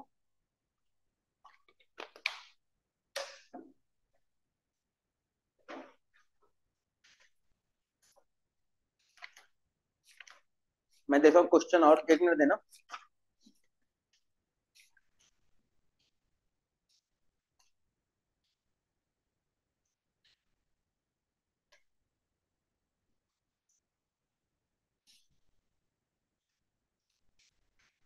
कल से ना मैं आपको पीडीएफ में दे दूंगा कुछ क्वेश्चन, तो आपका हो जाएगा प्रैक्टिस। अच्छा एक क्वेश्चन है दोस्त हमारे पास, ये रहा, ये क्वेश्चन है, इसको करो। चलो हमारे पास सबको करना है दोस्त, गलती वलती कोई बात नहीं, डरो मत, आपको डरना बिल्कुल नहीं है, गलती ही करना है, गलती से सीखते हैं दोस्त। ये नहीं कि गलत हो जाएगा कैसे बनाएंगे, ऐसे बिल्कुल नहीं करना। ये हमारे पास एक है, एक बॉल है, ये एंगल क्वेश्चन में आपको 15 डिग्री दे रखा है, 15 degree is given, right. And what rope is that, load 100 Newton. अच्छा, इस बॉडी का जो वेट है ना, इस बॉडी का जो वेट है, वेट ऑफ बॉडी जो इससे मतलब हैंगिंग हो रहा है, 100 न्यूटन है। ठीक है, 100 न्यूटन है। और कुछ दे रखा है क्या? नहीं, और कुछ नहीं दे रखा है।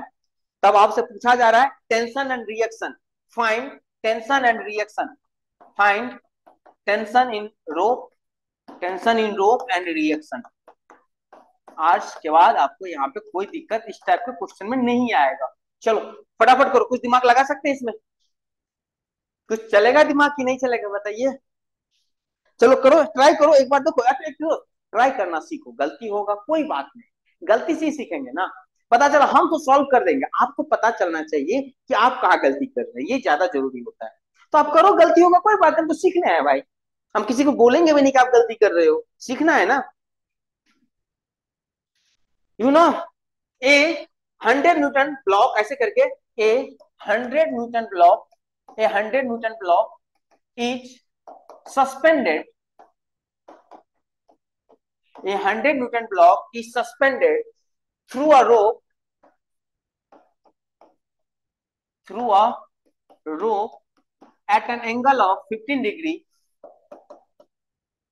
at an angle of, at an angle of कितना, मैं कलर ब्लैक यूज करता हूँ, at an angle of 15 degree resting against a wall, resting against a wall, wall के थ्रू उसको मैं, रेस्टिंग है, ये वॉल है आपका, ये क्या आपका वॉल है, इसके अगेंस्ट रेस्ट है, ये आपका रोप है, और ये आपका ऑब्जेक्ट है, जो भी है, जिसका वेट आपको 100 न्यूटन क्वेश्चन में दे रखा है। टेंशन 141 नहीं, गलत आ रहा है, रिएक्शन 100 नहीं, एक बार चेक करो, मैं कहीं कुछ गलत नहीं, 15 न्यूटन 100 न्यूटन, और ये टेंशन ये ना बोल रहा है हमारे पास, ये मतलब यहाँ पे कोई फ्रिक्शन नहीं है, ये फ्रिक्शन फ्री है। चलो बताओ, चलो आप देखो, मैं समझाता हूँ, कोई बात नहीं, आपने ट्राई किया, दैट्स ग्रेट। मैं समझाता हूँ दोस्त, आपको फोकस करना है, चलो छोड़ दो, चलो सब छोड़ दो दोस्त, बंद कर दो अब, बंद करना मतलब बंद कर दो, अब छोड़ दो, सब छोड़ दिया पक्का, अब नहीं करना अटेम्प्ट, अब छोड़ दो दोस्त। यहाँ पे दो तीन चीज बात ध्यान रखो, मैं आगे भी बताऊंगा, सपोर्ट एंड रिएक्शन करके हमने आपको चैप्टर बताया था, वहां भी बताऊंगा, अभी फिर से बताता हूँ। दुनिया में कोई भी चीज है ना अनिल जी ना, ये ना हमेशा वर्टिकली डाउनवर्ड आना चाहते हैं, बात आप मानते हैं? मतलब सर यहाँ पे एक वो फोर्स लग रहा होगा कितना, 100 न्यूटन, किधर के तरफ, down, vertically downward, weight always, यहाँ पे नोट करके लिख लो, नोट करके अगर आपको नहीं है तो लिख लो, weight always act vertically downward direction, weight of object always act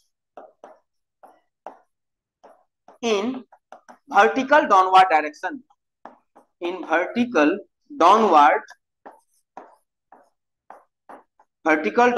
direction, हमेशा वेट आपका वर्टिकल डाउनवर्ड डायरेक्शन में लगता है।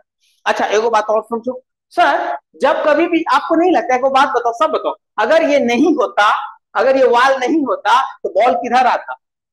ये बात आप मानते हैं कि नहीं मानते हैं? सब मानते हो? सोचो ना, सोचो ना, अगर ये वाल नहीं होता तो बॉल किधर आता? इधर आता, लेकिन नहीं आ रहा है ना, लेकिन नहीं आ रहा है, नहीं आ रहा है मतलब इसको कोई रोकने का काम कर रहा है। देखो बात और आज दिमाग में हमेशा, हमेशा और हमेशा के लिए बैठा लीजिए कि जब कभी भी दुगो बॉडी कांटेक्ट में आएगा ना, जब कभी भी दुगो बॉडी कांटेक्ट में आएगा, वहां पे हमेशा, हमेशा और हमेशा रिएक्शन डेवलप होगा, होगा। अब देखिए ये अंदर जाना चाहेगा, लेकिन ये अंदर जा नहीं पाएगा, क्योंकि दवाल इसको क्या कर रखा है, रोक रखा है। तो दवाल पे वो रिएक्शन आएगा कि नहीं आएगा? एगो बात और समझिए, समझ में आ गई बात? जैसे मान लो आप यहाँ पे बैठे हुए ना दोस्त, आप यहाँ पे बैठे हो ना चेयर पे, तो चेयर पे रिएक्शन डेवलप हो रहा है ना, आप नीचे लगा रहे हो, चेयर आप पे ऊपर लगा रहे हैं, तो दुगो बॉडी कॉन्टेक्ट में है कि नहीं है? ये बात आपको पहली बात समझ में आ गया। दूसरा बात, एगो बात और समझो, बहुत यूजफुल बात बता रहा हूँ। क्या बता रहे हो सर? पहली बात हमको समझ में आ गया कि वेट हमेशा वर्टिकली डाउनवर्ड लगेगा। दूसरी बात आपने हमको ये समझाया सर, जो मैं अभी लिखूंगा, कि जब कभी भी दो बॉडी कांटेक्ट में आएगा और कोई फोर्स अगर इन्वॉल्व होगा तो वहां पे पक्का क्या डेवलप होगा, रिएक्शन। तीसरी बात याद रखना दोस्त, रिएक्शन का एक बहुत अच्छा खूबसूरती बात है, रिएक्शन बहुत हैंडसम आदमी है। इसका खूबसूरती ये है कि जहां भी रिएक्शन लगता है ना, जहां भी रिएक्शन लगता है हमेशा उस सरफेस के क्या लगता है, परपेंडिकुलर। बोले सर कुछ समझ में नहीं आपने क्या बताया, मुझे बताओ ये कॉन्टैक्टिंग सरफेस क्या है यहाँ पे, अरे सब बताओ यहाँ पे कॉन्टैक्टिंग सरफेस क्या है। अरे बाबा ये है नॉर्मल रिएक्शन, इसके वर्टिकली लग रहा है कि नहीं लग रहा है, मतलब सर जहां पे भी कॉन्टैक्ट सरफेस होगा, ये बात आज बहुत इंपॉर्टेंट है, अभी आपको लग रहा होगा सर क्या बोल रहे हैं। रिएक्शन ऑलवेज एक्ट, मैं यहां लिख देता हूं, reaction reaction always act, always reaction always act perpendicular to the contacting surface, हमेशा हमेशा और हमेशा। ये एपीडी में बहुत काम आएगा जब फ्री बॉडी डायग्राम बनाओगे। So reaction always act perpendicular to the contacting surfaces, contacting surfaces, हमेशा कॉन्टैक्टिंग सरफेस का परपेंडिकुलर। तो यहाँ पे कॉन्टैक्टिंग सरफेस ये है, बताइए बताइए, तो क्या इसके परपेंडिकुलर लगेगा, अरे लगेगा कि नहीं लगेगा, लगेगा सर, लगेगा लगेगा। मैं आपको समझा के चलता हूँ दोस्त, आपने किसी ने बना लिया बहुत अच्छी बात। तो इस टाइप से रिएक्शन भी हमारा यहाँ पे जाएगा, जो हमारा रिएक्शन होगा। दो बात आपको समझ में आ गया। चलिए, हमेशा कॉन्टैक्टिंग सरफेस पे क्या आएगा, रिएक्शन, और रिएक्शन कॉन्टैक्टिंग सरफेस के परपेंडिकुलर। दूसरा, तीसरा बात, मोस्ट इंपोर्टेंट बात, रिएक्शन के बारे में याद। अच्छा मुझे बताओ, आप टेंशन लेना पसंद करेंगे या टेंशन से दूर जाना पसंद करेंगे, बताइए। टेंशन से दूर जाना पसंद करेंगे, सब चाहता है। आप, मैं हमेशा टेंशन से आप क्या चाहते हैं, दूर जाना। हमेशा याद रखिएगा, जब कभी भी हम फ्री बॉडी डायग्राम दिखाएंगे ना तो जिस बॉडी में दिखाएंगे टेंशन हमेशा उससे दूर। जैसे ये बॉल है, इसे हमने रोप लगा रखा हूं, तो टेंशन जब हम दिखाएंगे तो इस बॉडी से क्या दिखाएंगे, दूर। तो टेंशन का डायरेक्शन क्या होगा बताइए, ये होगा। समझ में आया कि नहीं, हमेशा टेंशन अबे दिखाया जाता है बॉडी से। रोप में जो टेंशन होता है हमेशा क्या दिखाया जाता है, अबे दिखाया जाता है। तो ये बात भी तीसरा होगा। अब मुझे बताइए यहाँ पे कितना फोर्स लग रहा है बाबू, अरे सब बताओ कितना फोर्स लग रहा है, एक दो तीन, कितना फोर्स लग रहा है, एक दो तीन। अगर तीन को फोर्स लग रहा है तो क्या मैं लेमिस थ्योरम लगा दूं, लगा दो, नहीं दोस्त नहीं लगाएंगे। बोलो अरे मास्टर अभी अभी आपने पढ़ाया, अभी अभी आपने पढ़ाया कि तीन को फोर्स लगेगा तो आप लिमिट लगाएंगे, यहां तो तीन को लग रहा है।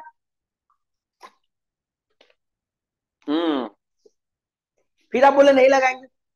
दोस्त अब एक बात हमेशा याद रखनी, ये क्या बात है सर, कौन सी बात याद रखनी है।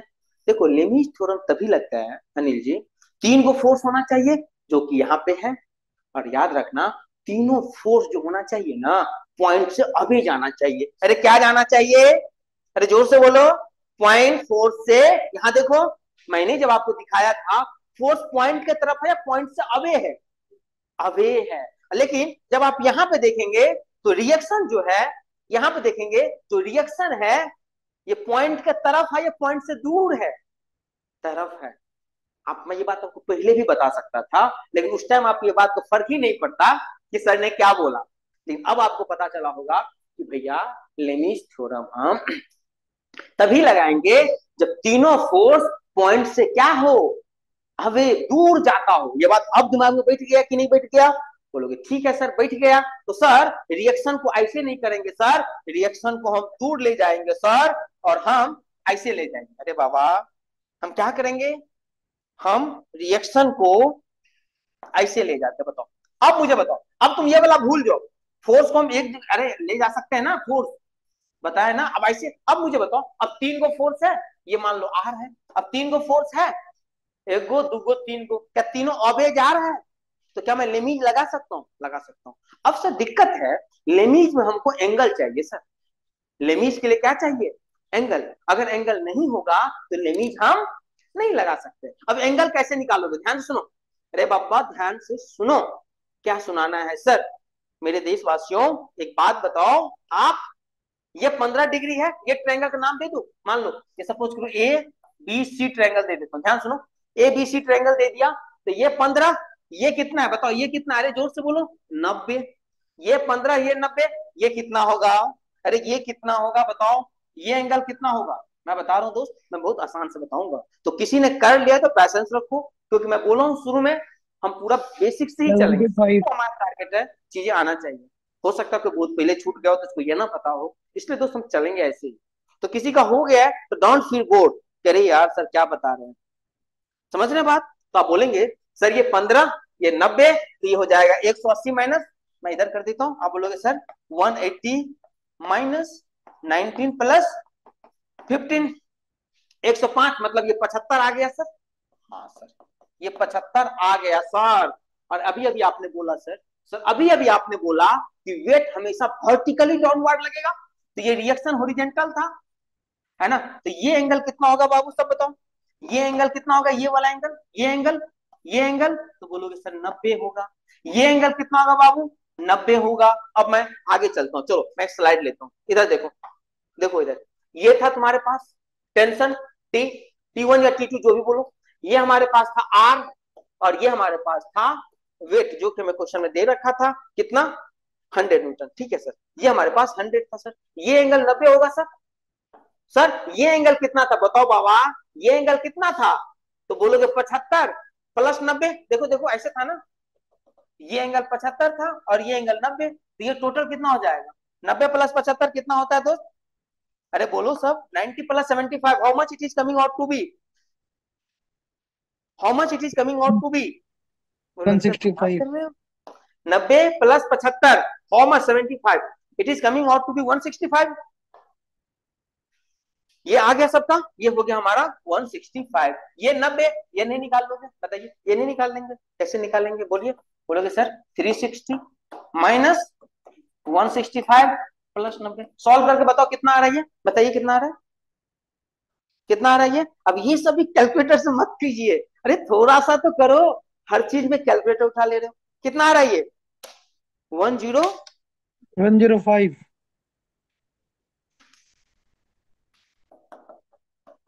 मुझे बताओ क्या सारा फोर्स आ गया हमारे पास, सारा एंगल आ गया। अब आप लगाइए ना, क्या लगाएंगे बताइए, आर बटा अपोजिट साइन, साइन 165 होगा इक्वल टू टी, हाँ साइन 90 अपोजिट, तो टी अपॉन, सही है ना, साइन 90 इक्वल टू क्या बच गया, 100 अपॉन साइन 105, 100 अपॉन साइन 105। क्या अब आप सॉल्व नहीं कर पाएंगे, आर इक्वल टू क्या हो जाएगा बाबू बताओ, 100 साइन 165, कैलकुलेटर आपके पास, साइन 105, टी इक्वल टू हो जाएगा मेरे दोस्त 100 साइन 90 अपॉन साइन 105। हालांकि मैं जब आपसे कल मिलूंगा, कल जब मिलूंगा तो मैं बता दूंगा कि साइन 105 कैसे निकाल सकते हैं हम लोग, विदाउट कैलकुलेटर भी कर सकते हैं। चलो सॉल्व करके फटाफट वैल्यू बताओ, सॉल्व करके फटाफट वैल्यू बताओ, नो सॉल्व करके, अरे क्या हो गया, now solve and give the answer,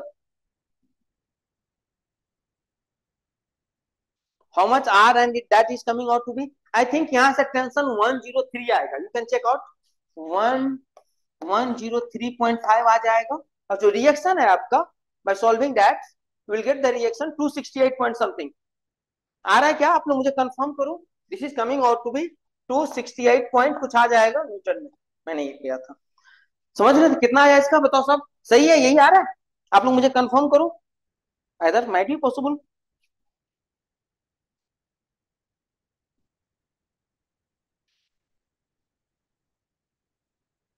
Vikram, Gaurav, everyone यार tell me the answer, are you doing, मुझे नहीं लगता इसमें आपको दिक्कत आना चाहिए आपको,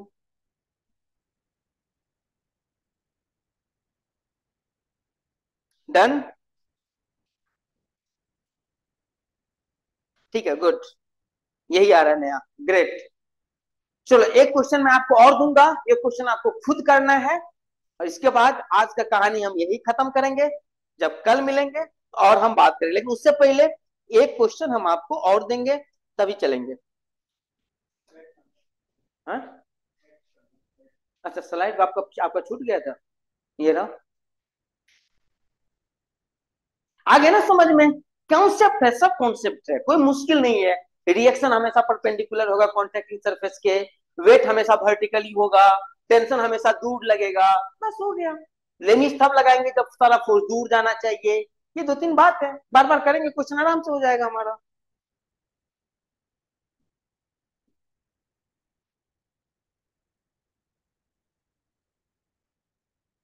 सबका आ गया दोस्त? 26 आ रहा है? ओह सॉरी, 26.8 है, इट्स मी सॉरी। हाँ ये मेरे पास भी 26.8 है, सॉरी ये 26.8 है दोस्त। और ये 103.5 ना? हाँ हाँ हाँ, ये 103.5 है। Thank you. हो गया, चले आगे। अनिल जी हो गया, चले आगे। चलो ये क्वेश्चन आप खुद करो दोस्त। अब मैं आपको सिखा दिया हूँ और आप कर सकते हो, फिर मैं देखता हूँ, ठीक है? सबका आंसर सेम आना चाहिए, okay?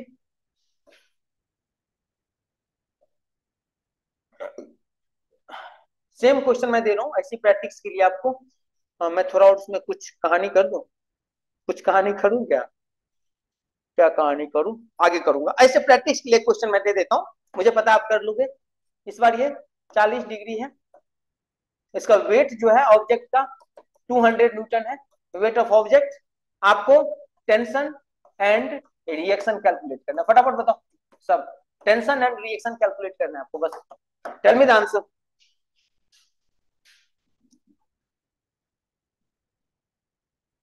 Tension and reaction you have to be calculate.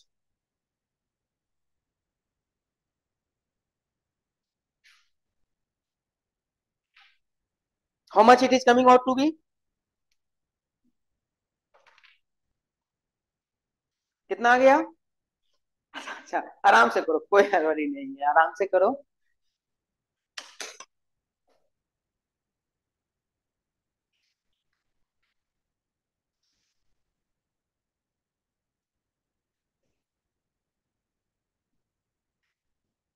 आपके दिमाग में ये डॉट हो सकता है कि सर ये यहीं से पास करेगा क्या? ये यहीं से पास करेगा? हाँ यहीं से करेगा। ये नहीं कि हम हाथ से बना रहे तो ऊपर नीचे, यहीं से पास करेगा रिएक्शन। रिएक्शन अपने आप को एडजस्ट कर सकता है, उसका सबसे खूबसूरती है ये अपने आप को एडजस्ट करता है। अभी आगे देखूंगा, बहुत सारा बात है, अभी तो स्टार्टिंग है, आगे हम देखेंगे इसके बारे में। चलो इसका आंसर बताओ, फटाफट बताओ। टेंशन एंड रिएक्शन मेरे एक दोस्त बता रहा है, व्हाट अबाउट अदर्स?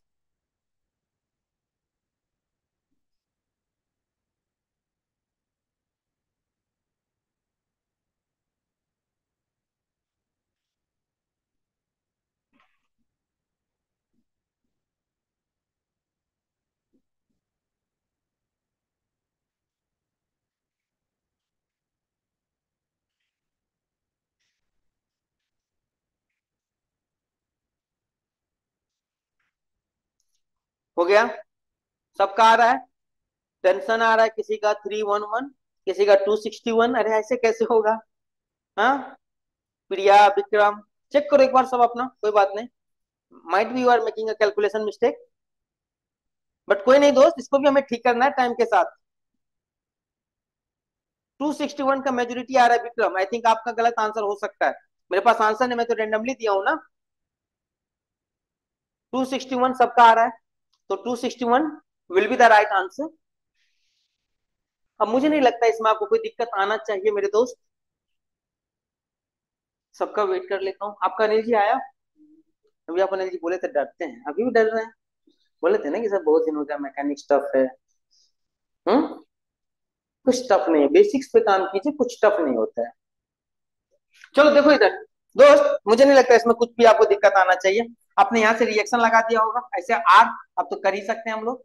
यहाँ पे आपने डब्ल्यू किया होगा, कितना है? 200। ये एंगल 40, ये 90, 90 प्लस 40 130, तो एंगल 50 आ जाएगा ना?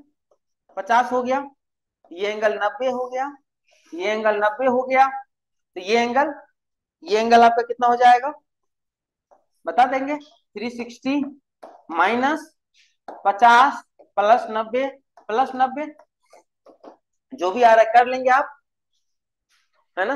अब एंगल आ गया सबका आपका, ये आर है। आगे कल और क्वेश्चन ऐसे टफ करेंगे, ठीक है?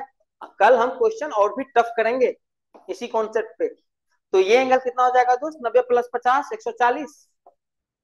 ओके, ये एंगल 90, और ये एंगल कितना आ गया दोस्त बताओ, ये एंगल कितना आ गया,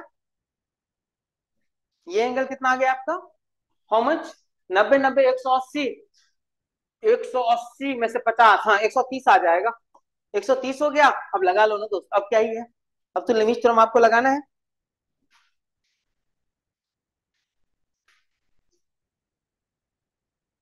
आ गया ना, कर लेंगे अनिल जी बताइए, अब आप क्या करेंगे, सारा काम कर लेंगे। चलो, तो आज जो आपने पढ़ा है, अब आप क्या करोगे, अब मैं आपको क्वेश्चन दूंगा, हालांकि कल से ये क्वेश्चन मैं टाइप करवा दूंगा, आज मैं हाथ से लिख देता हूं, कल से ये क्वेश्चन आपको टाइप फॉर्मेट में मिल जाएगा और उसका आंसर आपको मेरे व्हाट्सएप नंबर पे भेजना है। आज का पहला क्वेश्चन जो आपको मुझे भेजना है लिख के, हाथ से लिखना है, टाइप नहीं करना है। पहला question, define force system, define force system, और ये क्वेश्चन है आपका 5 मार्क्स में, पहला क्वेश्चन। दूसरा question, define Lami's theorem, Lami's theorem, ये क्वेश्चन है 2 मार्क में। तीसरा क्वेश्चन है, चलो फिर से वही क्वेश्चन है बट इस बार 5 मार्क में, मैं देखना चाहता हूं कितना लिखना है,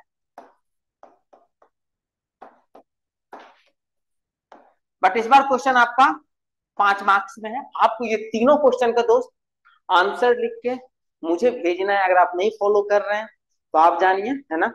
आज अभी जैसे आपने जो लाइव किए हो, आज रात तक मुझे भेज दो, अगर इंप्रूवमेंट की जरूरी होगी, ये अभी सिखाना है मुझे कि 2 नंबर में कितना लिखना है, 5 नंबर में कितना लिखना है, और ध्यान रखना मैंने आपको सिखाया था हाईलाइटेड करना है, तो किस पॉइंट को हमें हाईलाइटेड करना है, ये सब ध्यान में रखते हुए आपको हमें आंसर भेजना है। 2 नंबर में कितना लिखना है, 5 नंबर में कितना लिखना है, कल चल के मैं 10 नंबर का भी कराऊंगा।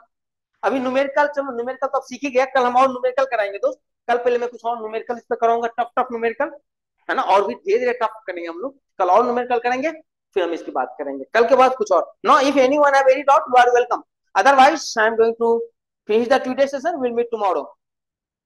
पर्सनली भेजो पवन, पर्सनली भेजो, पर्सनली भेजो, ग्रुप में भेजोगे यार, नीचे छूट जाता है, पर्सनली भेजो ना।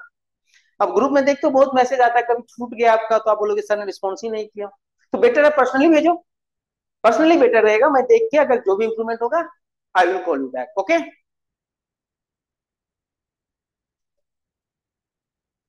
नंबर मेरा ग्रुप में है दोस्त, अभी मैं बता दूंगा आपको सेशन, ठीक है, नंबर मेरा ग्रुप में है, मैं अभी आपको हाई लिख देता हूँ, मैंने लिखा भी हूँ, पहले आपने अगर ध्यान से दिया होगा तो मैं आपको ग्रुप में लिखा भी हूँ, ओके। तो आपको ये सारा चीजें दोस्त फॉलो करना, ये नहीं कि आज पहला क्लास था तो आज कर लेते हैं, कल से